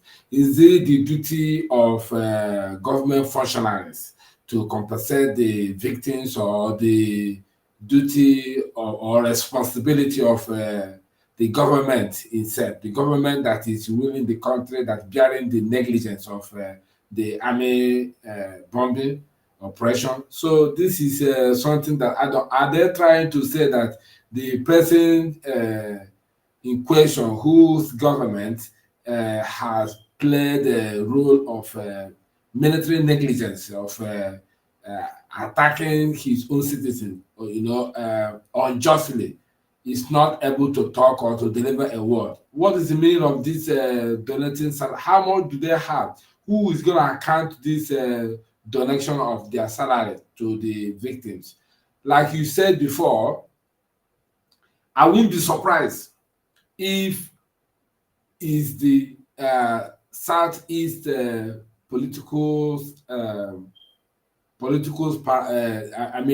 functionary that have said, that have brought up this suggestion to donate their own salary. There's no way if Southeast didn't involve in this kind of nonsense, it will not come up on the media. If the Northerners say it, you will not see it on the media. But once the Southeast come up with it, they will not bring it to the media, and other people will pretend. Tell me, when they were donating palliative, which region donate most? The most people that donated the billions of naira during palliative is Southeast. Stupid billionaires in the Southeast. They're the one that do. I know one man who donated 2 billion naira. I'm asking myself, 2 billion naira? Who is he pleasing? Is he pleasing the Buhari government, or is he pleasing the Nigeria, or is he? They try to play a role for people, for zoo government to accept them, to see them as compatriots, or maybe philanthropy, or to show that they have the heart of Nigeria. At the same time, they will floor them on the floor. This is alarming. Okay, now let me start saying by this headline here now. If they are going to bring their salary, there is no date or time they are bringing their own salary. They didn't even form the committee. They didn't even form the board of directors that is in charge of this donation they are making. This is empty mouth. Nothing is coming. For now till tomorrow, ask any of these Kaduna victims if these people donated money to them. They will say they didn't see any money. This country called Nigeria is just a full contraction. It's a fraud. Like one professor said on Zoo TV, I think it was TVC. He said Nigeria is a fraudulent arrangement. What you saw here on the screen is nothing but a scam, complete scam, because everybody in the zoo know how to scam, both the government of the day and all the political actors. They know how to scam their own citizens. Tinubu cannot say that he will donate his own salary, or he will not suggest all the senators or all the governors to donate their own salaries for these victims. No. And he will not say that government has planned to raise funds to compensate the victims. No. He will not say, oh, okay, on this salary of military agency or security agency, because of your negligence for bombing these people, innocent people, your salary will be cut into 3. 2 will go to the victim, and 1 you will have it. There is no disciplinary hearing. There is nothing like punishment or penalty against these people that carry this oppression. All they can say, empty mouth, that they will donate their salary for the victims. Have they been able to identify these victims? The family that are involved in this guerrilla operation, have they been able to identify them? Have they been able to, disclose them, or just invite them to Abuja to have a meeting? If the presidents or maybe the senators are afraid to travel to visit these victims, have they been able to invite them the same way they invited the Chibok girls? No, but they are just sitting in one place making an intimate. Let me not just take much of time for this thing because we have stayed long here. This is rounding table and we're just rounding up. But I will just draw the curtain here. These people, they are just making empty promises, as simple as ABCD. Thank you very much from here. Thank you, Mwachineke. Thank you, the audience. We are not so concerned whether their promises are factual or truthful. What we are concerned is to connect the dots and to make Biafrans to understand the wickedness of the senators that you have, both in the north and in the south. Biafrans have been massacred, have been bombed, and no compensation from senators were paid. Senators did not come to donate their salaries of 1 month or 2 months to Biafrans. That's the point we want Biafrans and those listening to us to understand. Whether they pay the money or they don't pay, almost all the money you hear the court of one Nigeria pronounce and say you have to pay as damages to so person that you have detained in detention for years. Most of them are not paid. But this one, it is the senators of the National Assembly that unanimously come together and said they are going to donate money to these people, and they are donating their December salaries. We want Biafrans to understand the wickedness of how you are treated differently in one Nigeria. As a Biafran from the Biafran region, as a Southerner from the Biafran region and also from the Tutuwa region, your case are treated differently. And these are the reasons why we want you to understand that you must come to support Biafra and to support BRGIE, because that is your only solution. That is the only thing that will save you, because your cases are not put on the table to discuss or to see betterment for anywhere or anyhow. But when it involves other people in other places, you can see people running helter-skelter. That is the point we want people to understand. So your freedom as a Biafran is in your own hands. The senators cannot help you. The chiefs of armies cannot help you. Your governors cannot help you. Your ministers cannot help you. Your commissioners cannot help you. Your chiefs cannot help you, because they collect red, yellow, brown, and black and devilish envelopes contained with money. The only thing that can help you is BRGIE and Simon Ekpa leading as the Prime Minister. So you must throw in your support and come back to your senses. Whether they pay the money or they are doing scam is not our problem. We just want to establish the fact that the wickedness here is against the Biafran people. But when it involves the Northerners, they will throw every support. Even the people that are coming up with this prayer in the Senate will be the top-ranking Biafran senators that will be leading this prayer in the Senate. But why is it that when it happens in the Biafran region, it's a different thing? That is why we are trying to make everybody to understand something, that you must come back to understand what we have been saying. Your cases cannot be handled.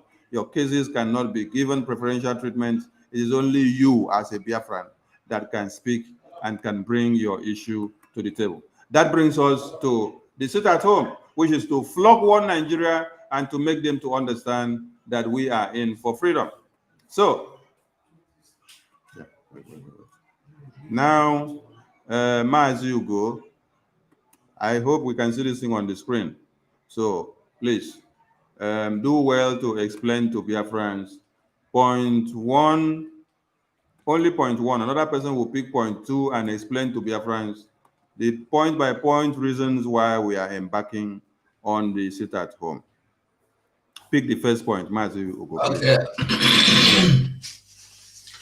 Following the demand by the Biafran people for more sit-at-home civil disobedience, the Biafra Republic government in exile and the Biafra de facto government in homeland wish to notify Biafrans that there will be sit-at-home civil disobedience starting from 15th December 2023 to 19th December 2023.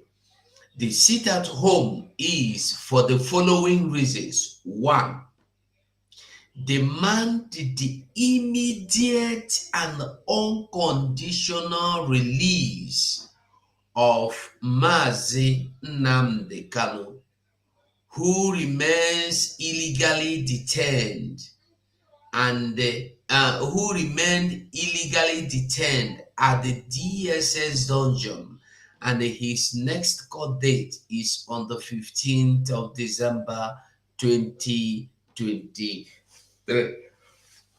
Now, this 15th falls happens to be on Friday, this coming Friday. I want to make we get one thing straight. When somebody asks you why you want to sit at home to suffer yourself, you tell and say, you dey fight, make Mazi Nnamdi cannot come out. They go ask you, what you concern yourself, concern Mazi Nnamdi Kanu? You dey chop Panadol, you dey drink paracetamol for another person headache. Tell them no. Because we just explained to you that the bombing in Kaduna in Nigeria, your president said is the will of God. And the same Kaduna bombing, we still see this week that terrorists pursued out many people from their land because they did not pay tax. And in the same Fulani land, northern area, we still see, say, Fulani, they collect tax, they get offices, secretariat in their offices, they get local governments. And the terrorists themselves, they there, they collect money, they work on daily basis. Nigeria know they go bomb there.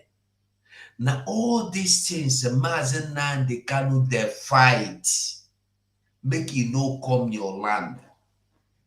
That is why they kidnap him. Because if they no leave him, they want finalize you. Mass burial no there for our land because of Mazi Nnamdi Kanu. God know they send army, may they come bomb our land, may they come bomb innocent citizens, children and women. Our people know they enter IDP camp. You know, I was just watching some documentaries of IDP camps because in Benue State, there were more 7 centers or 4 centers, they added more centers because people were many. And when I was watching the news, I didn't see a man. I saw women and the children. I couldn't ask the people when they watch me for the video, where are the men? How can you see more than 1,000 people? One single man no dey inside. Even Kamsi, nobody reached the age of Kamsi. Among them, babies, women. This is just the finalization agenda we will talk. All these are what Mazi Nnamdi Kanu is fighting against. This is why they kidnapped him and threw him into dungeon.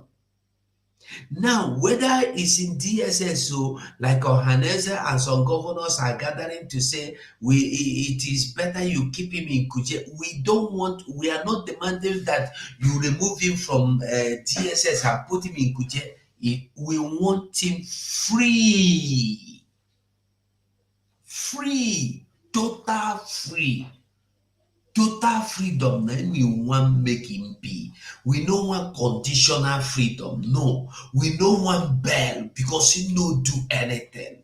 Because the same court where una they foolishly go, now that court to tell una say this man, you know, go bring and come court, any court again, anywhere in this world, because there is nothing to go to court about, unless there is something else. Still, the useless, wicked people carry them, they go to same court.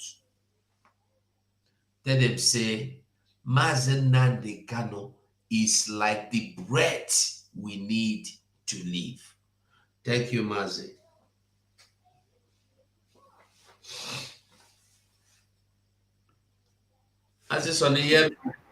Yes, I hear you. Thank you, Wanchineke.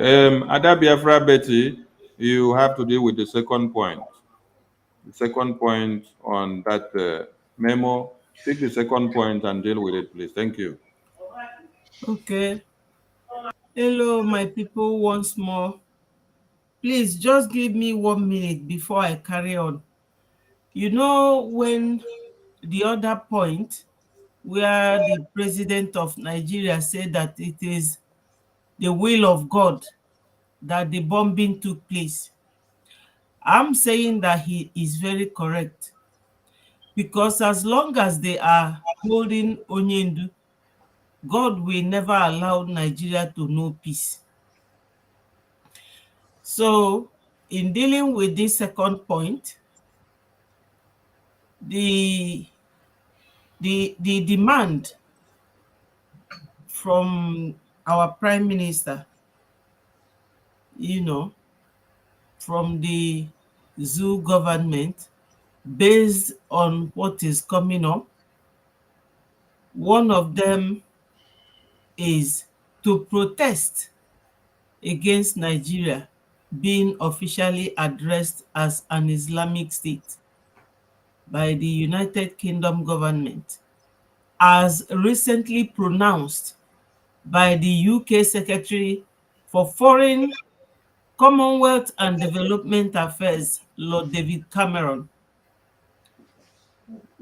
This is happening while Biafrans are not Muslims and can never be. You all know that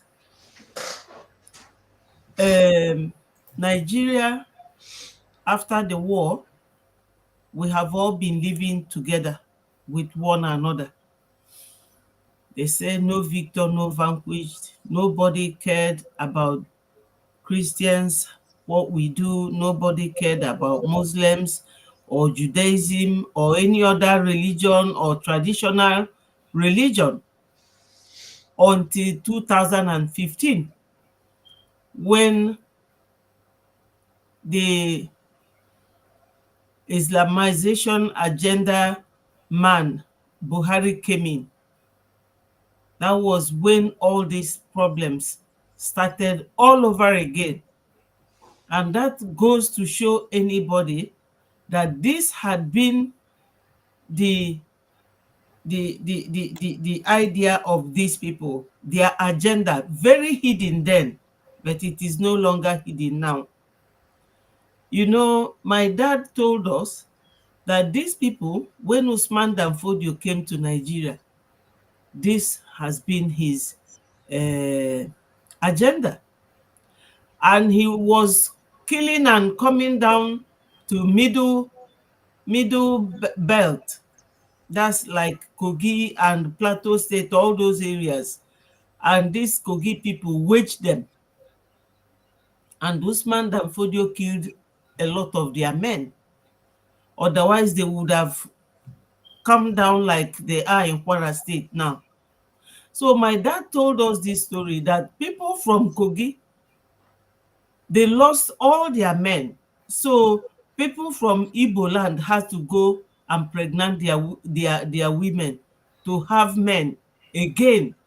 So he said to me, to us, because we are very many, and in the evening sometimes when he comes back from work, my dad, he will be telling us stories. He told us these stories that most Kogi people we see today are from Igbo land, because men from Igbo land and Soka and all that, very close to them, were the people that they agreed should come and pregnant their women so that they will start having men again.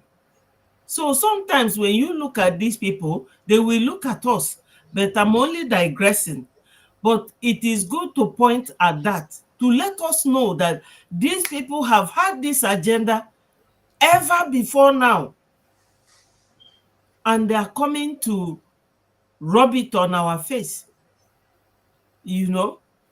So they never wanted us to worship under what denomination we believed in, which is Christianity, but they want to force everybody to be the same as them. And God, Chukwu Okike Abiama, never wanted it to happen. That was why the Benue people waged them, and they never came down to Islamize us then. So not now that there's sophisticated whatever they want to fight with. They cannot do it. And you know, my dad said that, look, Igbos, we are in the center. That no matter where you come from, you can never defeat the Igbo people at war. And I believe it. The Southeast, we are at the center. So they cannot defeat us. But that does not mean that our UK colonial masters or new colonial people will not give heed to the fact that Nigeria is bilateral, religious wise, because there's full is Islam, there's Christianity. Nigeria cannot be addressed by any means as a Christian country. Thank you, Ada Yeah. Biafra. Thank you So so thank much. you. Yeah. Thank you so much. All right. Battle Cry, you have to deal with point number 3 and point number 4. And let me throw a light for you. During the Biafra Helsinki self-referendum convention, which we had, the BRGIE and the de facto government in the homeland unveiled a database system for the Biafran people, where we can collect data of Biafrans and then process and do everything to back up and to defend Biafrans in any countries that they find themselves. And it is through this database collection system that every documentation of Biafrans will be coming out from. So from what is there on the screen, you get to understand that the database collection is part of the template of the BRGIE as a government in exile. It is our legitimacy to own it and to have it as a government.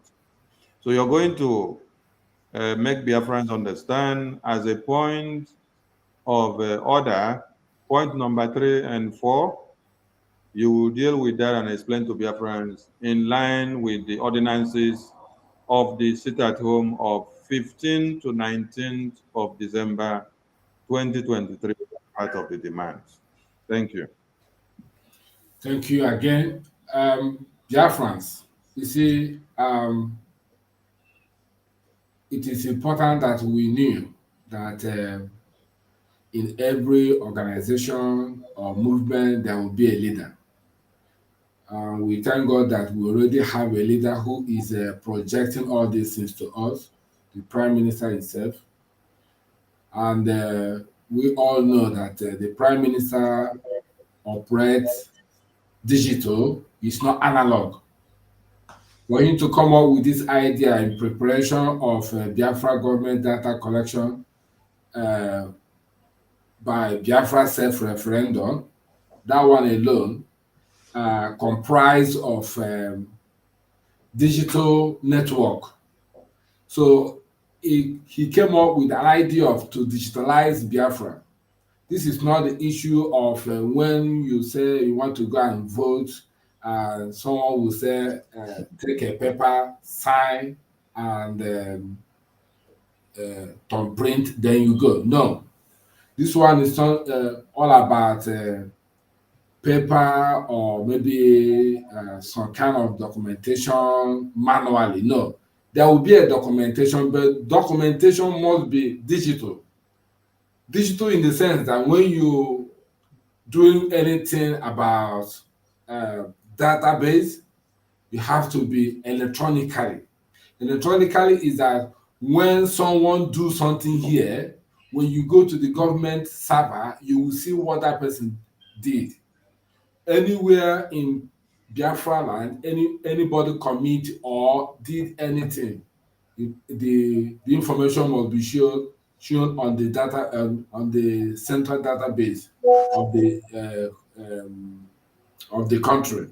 So collecting of database is to ensure how many and who is in the country.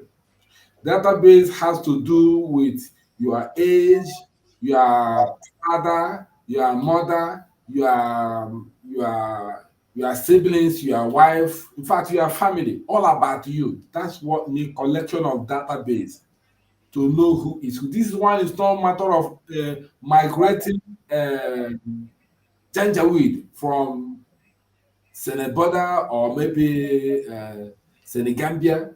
They will come in. You don't know who is who. If you ask him, who are you? He will point a cow to you. No.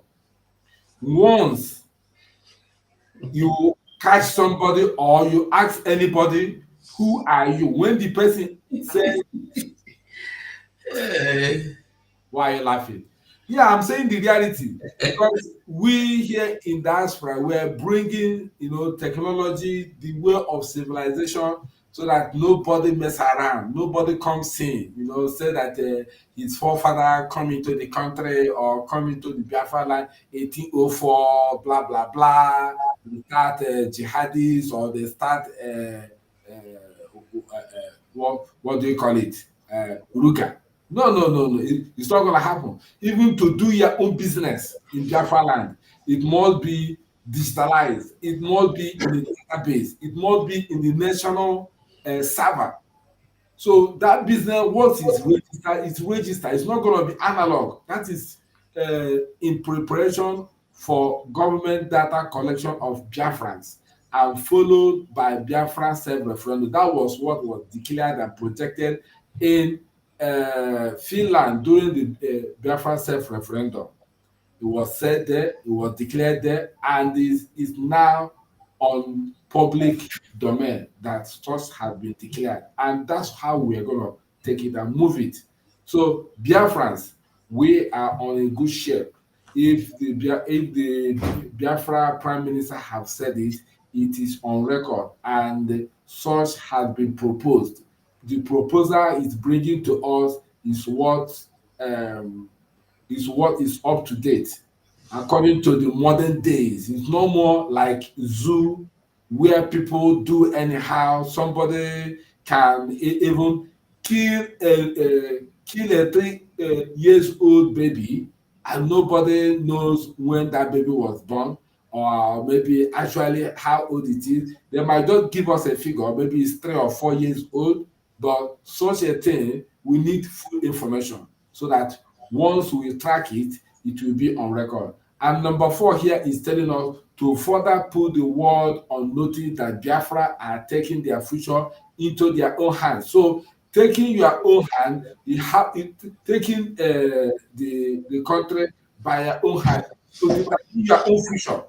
You don't expect someone who come to create a country that he did not form to say, oh, that he colonized you, whereas he didn't colonize you. If you ask the person who colonized you, he will not tell you the date or the year which he colonized you, which is a very total contraction. It can never happen in Biafra. So we are taking our destiny, taking our future at our hand, and to prove to the world that yes, we can do it. Since we come up to project this kind of idea, project this kind of ideology, that we are taking it at hand, it means that we are well to do. Our proverb, to conclude the whole matter, when a child is crying and pointing hands somewhere, if his father is not there, his mother is there. That is why we are taking our own future at hand. Thank you very much, dear friends.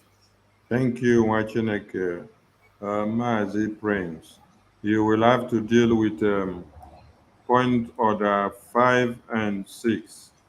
Point order 5 and 6, you can see it there. Then let me read. Point order 5 says to demand the immediate withdrawal of all Nigerian forces from the 40 United States of Biafra territories. Then point number 6, to demonstrate that the Biafran Republic government in exile and Biafra de facto government in the homeland remains the only legitimate government to whom the Biafran people listens to and are loyal to. So, Mazi the Prince, you pick the mic. Point order 5 and 6. Thank you. Thank you, my minister, for information. Biafrans, I greet you all.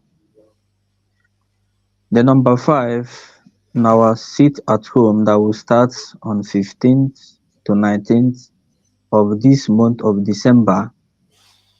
The number 5 said, the demand, bring it down a bit, you have taken it up. Yeah, the demand to demand the immediate withdrawal of Nigerian forces from the 40 United States of Biafra. You see, this demand is top-notch. This is one of the things our leader has been hammering for before he was kidnapped. These people have become menace in our land, claiming to be security men or military men. They have been the one kidnapping people. I tell you, my in-law was kidnapped last month. The people that kidnap him are soldiers. I can come out in the live TV and say it. They are all soldiers that kidnapped him, which we paid 5 million naira to release him. If you see anywhere they are kidnapping, a pole to that place is checking point for soldiers and policemen.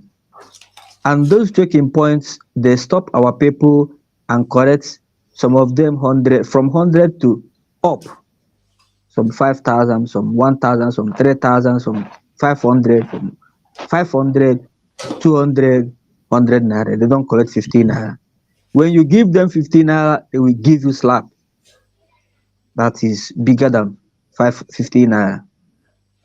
So these people are not securing our lives. They are instead robbing us. They are armed forces, armed terrorist forces in our land.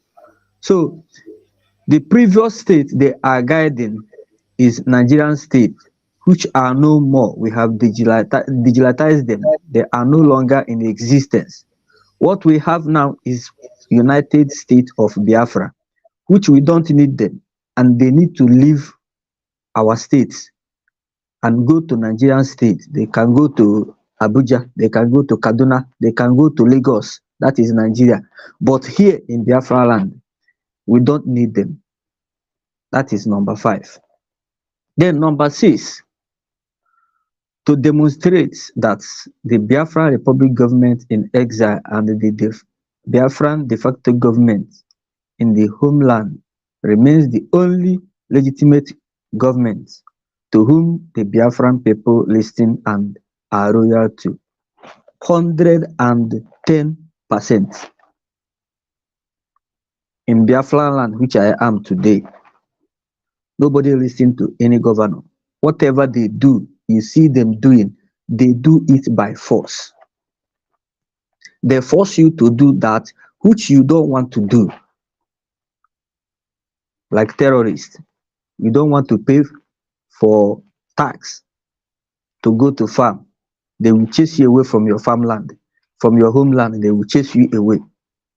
But when BRGI, the Biafra Republic government and the de facto government say a word, sit at home, everywhere in Biafra land will sit at home. We listen to our people because they carry us in their hearts. They know that which pinches us.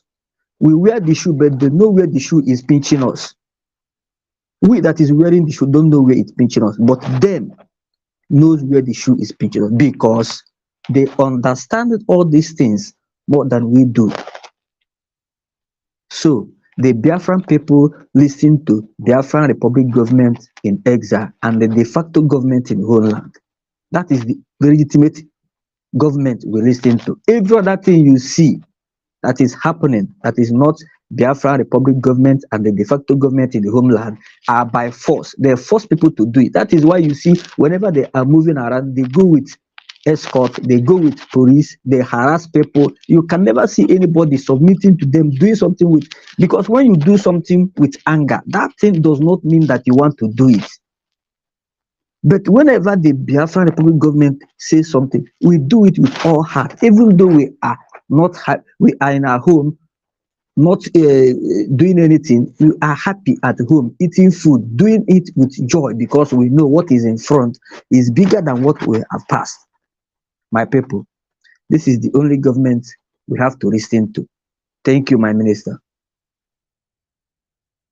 Thank you, Mwachineke. And then I will take the number 7 and 8.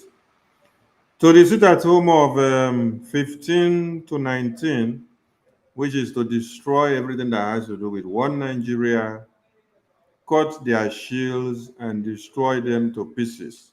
Point order number 7 says to invalidate the illegitimacy of those who parade themselves as Nigeria's representatives within Biafran territory. All those governors, ministers, senators, commissioners, House of Assembly members,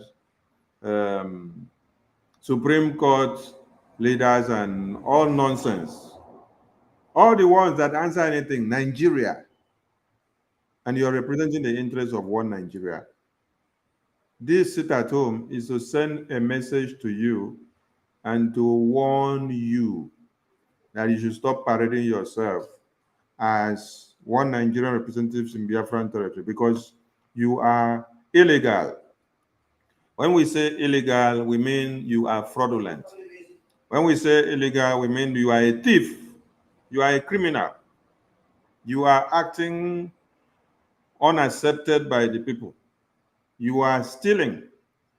You are here for the purpose of killing, maiming, raping, taking out of our organs and selling them out to American people who can pay $225,000 for one single organ. So for example, you kidnap one of a Biafran and then you remove all the organs on the body. You know how much it means. That is why some Biafrans, when they are kidnapped before now, you don't see them. You find them everywhere, you don't see them. That is the end. But Biafran Liberation Army, BRGIE, has come to be your end. And the finisher of our time, our Prime Minister, is here to make sure he takes it to the very last end. So, the sit at home is a warning that has been enumerated of all these points from point 1 to point 8, and you must take it very serious and act on it. If not so, you will come back to the National Assembly and House of Assembly to give another report. You'll be crying this time and crawling. Point number 8 says to delegitimize all the rogue regimes,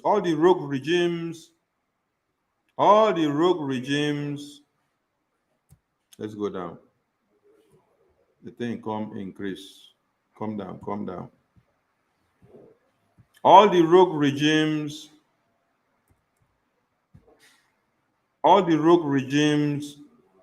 representing Nigeria within the 40 United States of Biafra. You know, when you say rogues, some people may not understand. It is not rugged, it is rogues, criminals, thieves, embezzlers, those that came to embezzle you. All your money that you have been paying for your children's school fees, do you get any grant from the government? No. All the natural resources, starting from the hard minerals and the ones that is not hard, that they've exploited from your lands.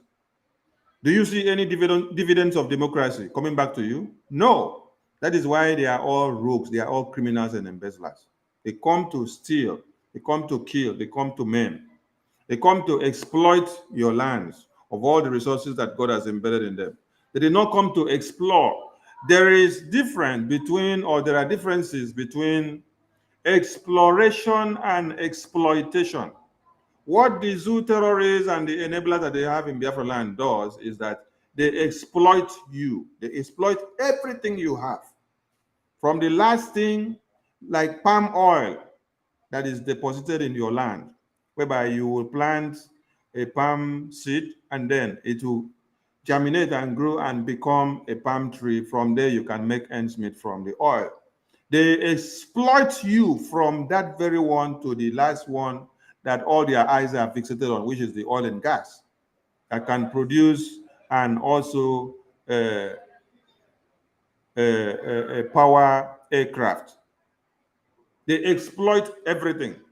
Your lands where they do all this exploitation has become so deplorable that you cannot farm anymore. You cannot even go in there to do anything. Even water that was taken out from there for drink have all been contaminated. The fishes in those rivers are all dead.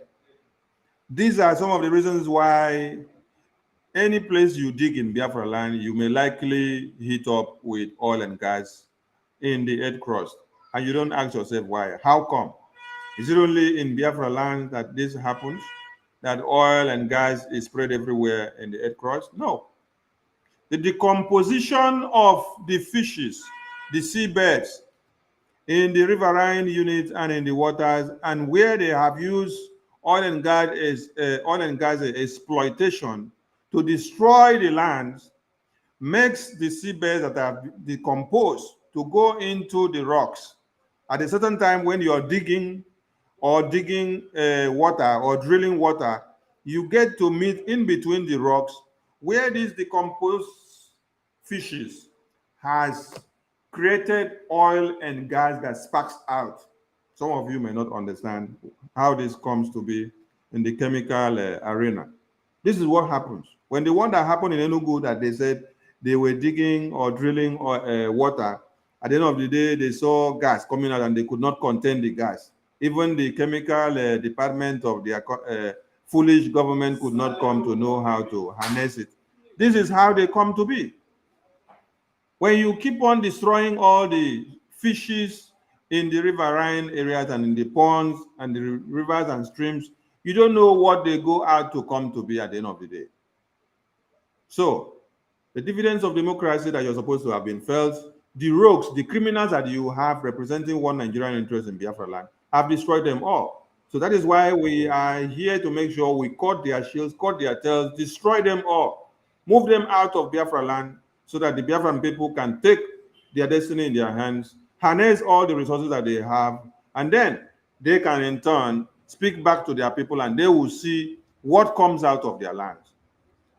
Do you know that in America and Europe and UK and other places, that because you have a baby, you have a grant that the government pays you back for having a baby for the country, because they know the importance of you having a baby for the country. You are contributing to the growth of the country. The dividends of democracy from the oil and gas and every natural resources is paid back to you because of the baby that you have for the country. You are helping the country. Do you understand that? Does that happen in your Nigeria? No.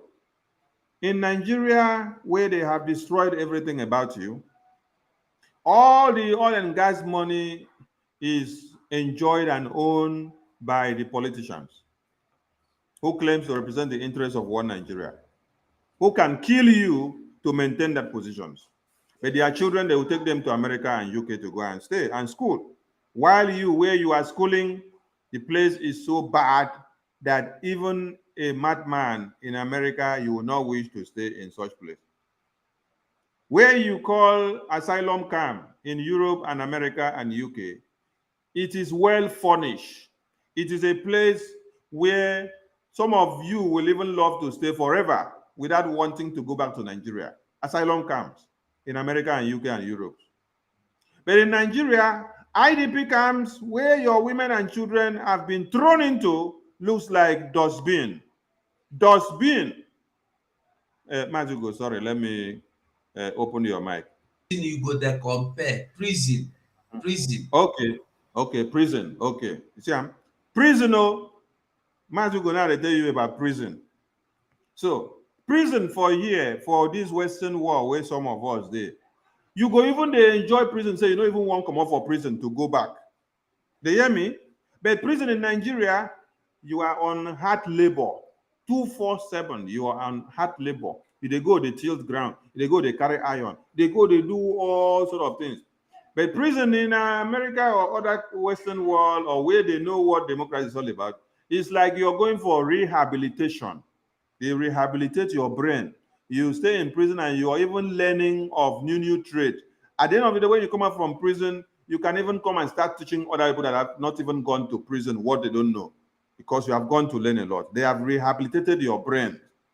So if you were into a criminality that took you there, you will even come back to educate other people and tell them, no, this is what you need to do. This is what you need to do. This is how it should go. This is how it should go. Because I have learned a lot from where I came out from. You will see people come out from prison in these countries that we find ourselves here. Someone that the head was like this, my head. So you see, as my head, they boni. Person waiting for prison here for like 1 year or two, come out. He go begin to grow fine hair. You go see him face they shine. All go there waka.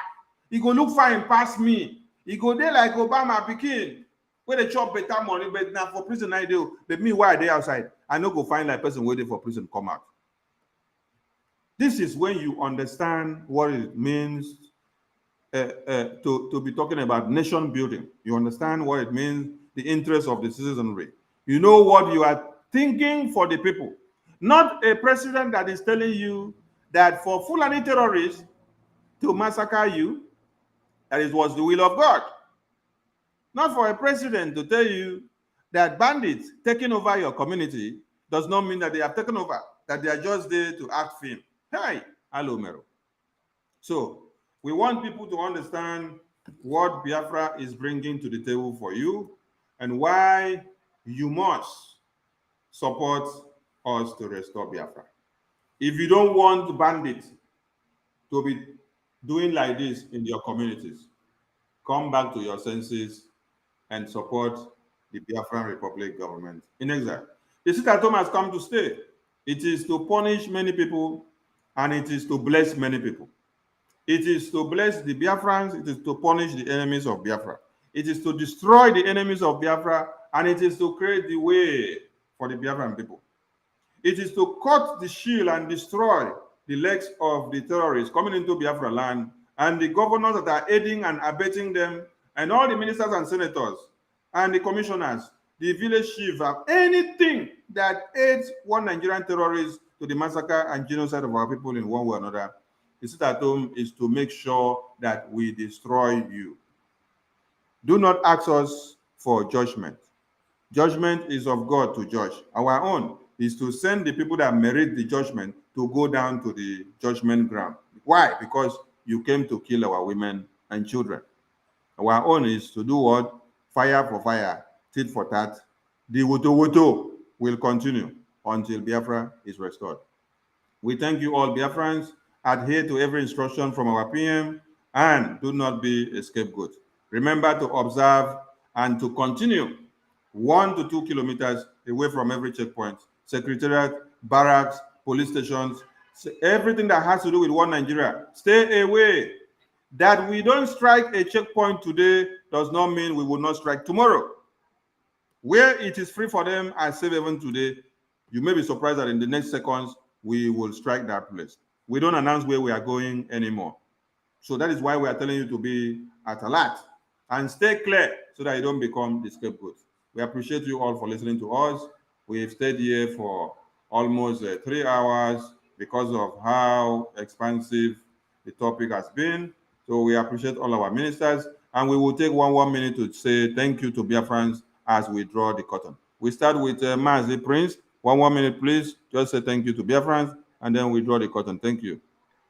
Thank you, Biafrans. Thank you for listening. Thank you. And adhere to all our PM's messages and admonition, and our BDA team information. Adhere to everything you have been told to do. Thank you, everyone. Thank you. Thank you, Mazi Prince. We go to Biafra Betty. 1 minute, please. Thank you. Okay. Thank you, my people, for coming over. We have talked a lot, and we thank you for your presence. You are always there for us. You are the reason we are here. We all know what is up. So let's not hesitate in answering our Prime Minister.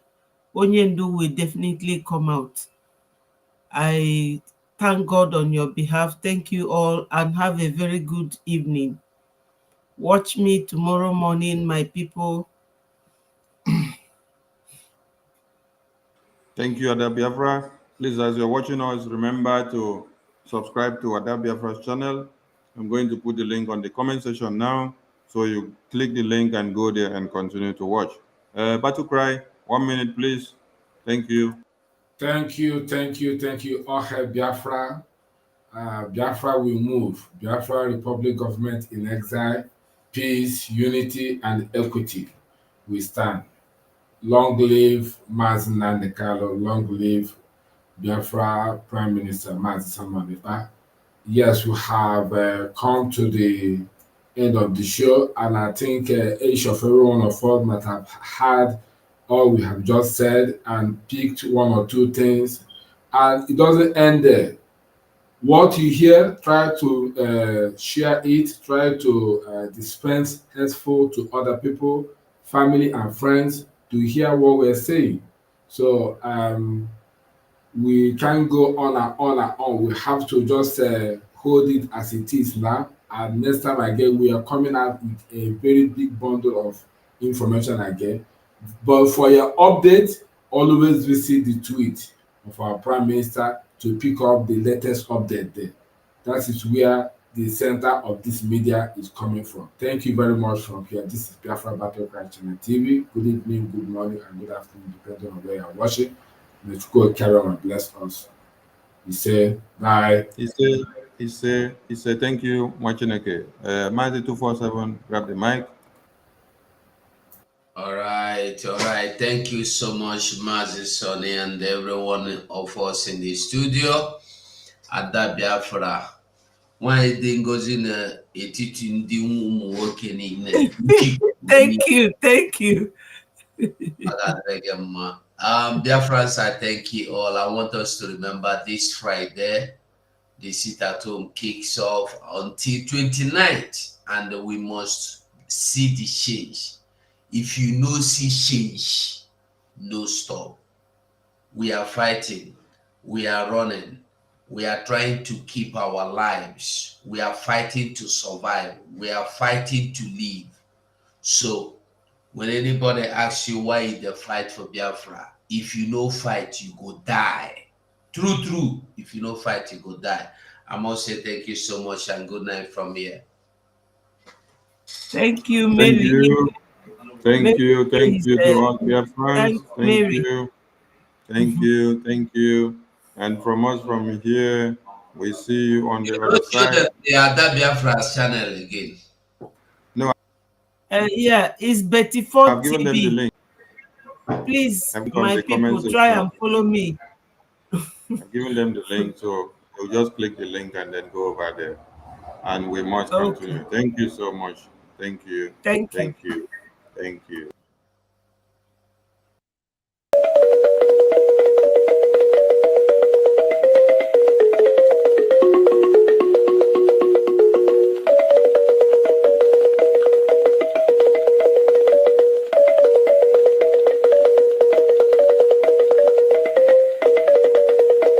The governor of the state himself obeys the sit-at-home on Monday, and then the civil servants that work in government house obey the sit-at-home, and government shut down on Mondays. It means the real governor of Southeast is Simon Ekpa, ruling the Southeast from Finland. Those who are against secession, so to speak, their language, those who are against autonomy or freedom for the regions. The only time that Nigeria came close to attaining its potential was when everybody was on their own. Go and ask, consult your history books. Dr. Michael Alapa's economy was 40% every year, the fastest growing in the world. Awolowo performed a miracle in the West. When I mean miracle that you cannot hope to live what the man was able to do with ordinary cocoa. Transformed the entire West was transformed. Built the first stadium. Even the jungle with the Ahmadu and the Fabalewa. Do you know what they did in the north? Go and look at the factories that they built. When people look back with nostalgia at what Nigeria could have been.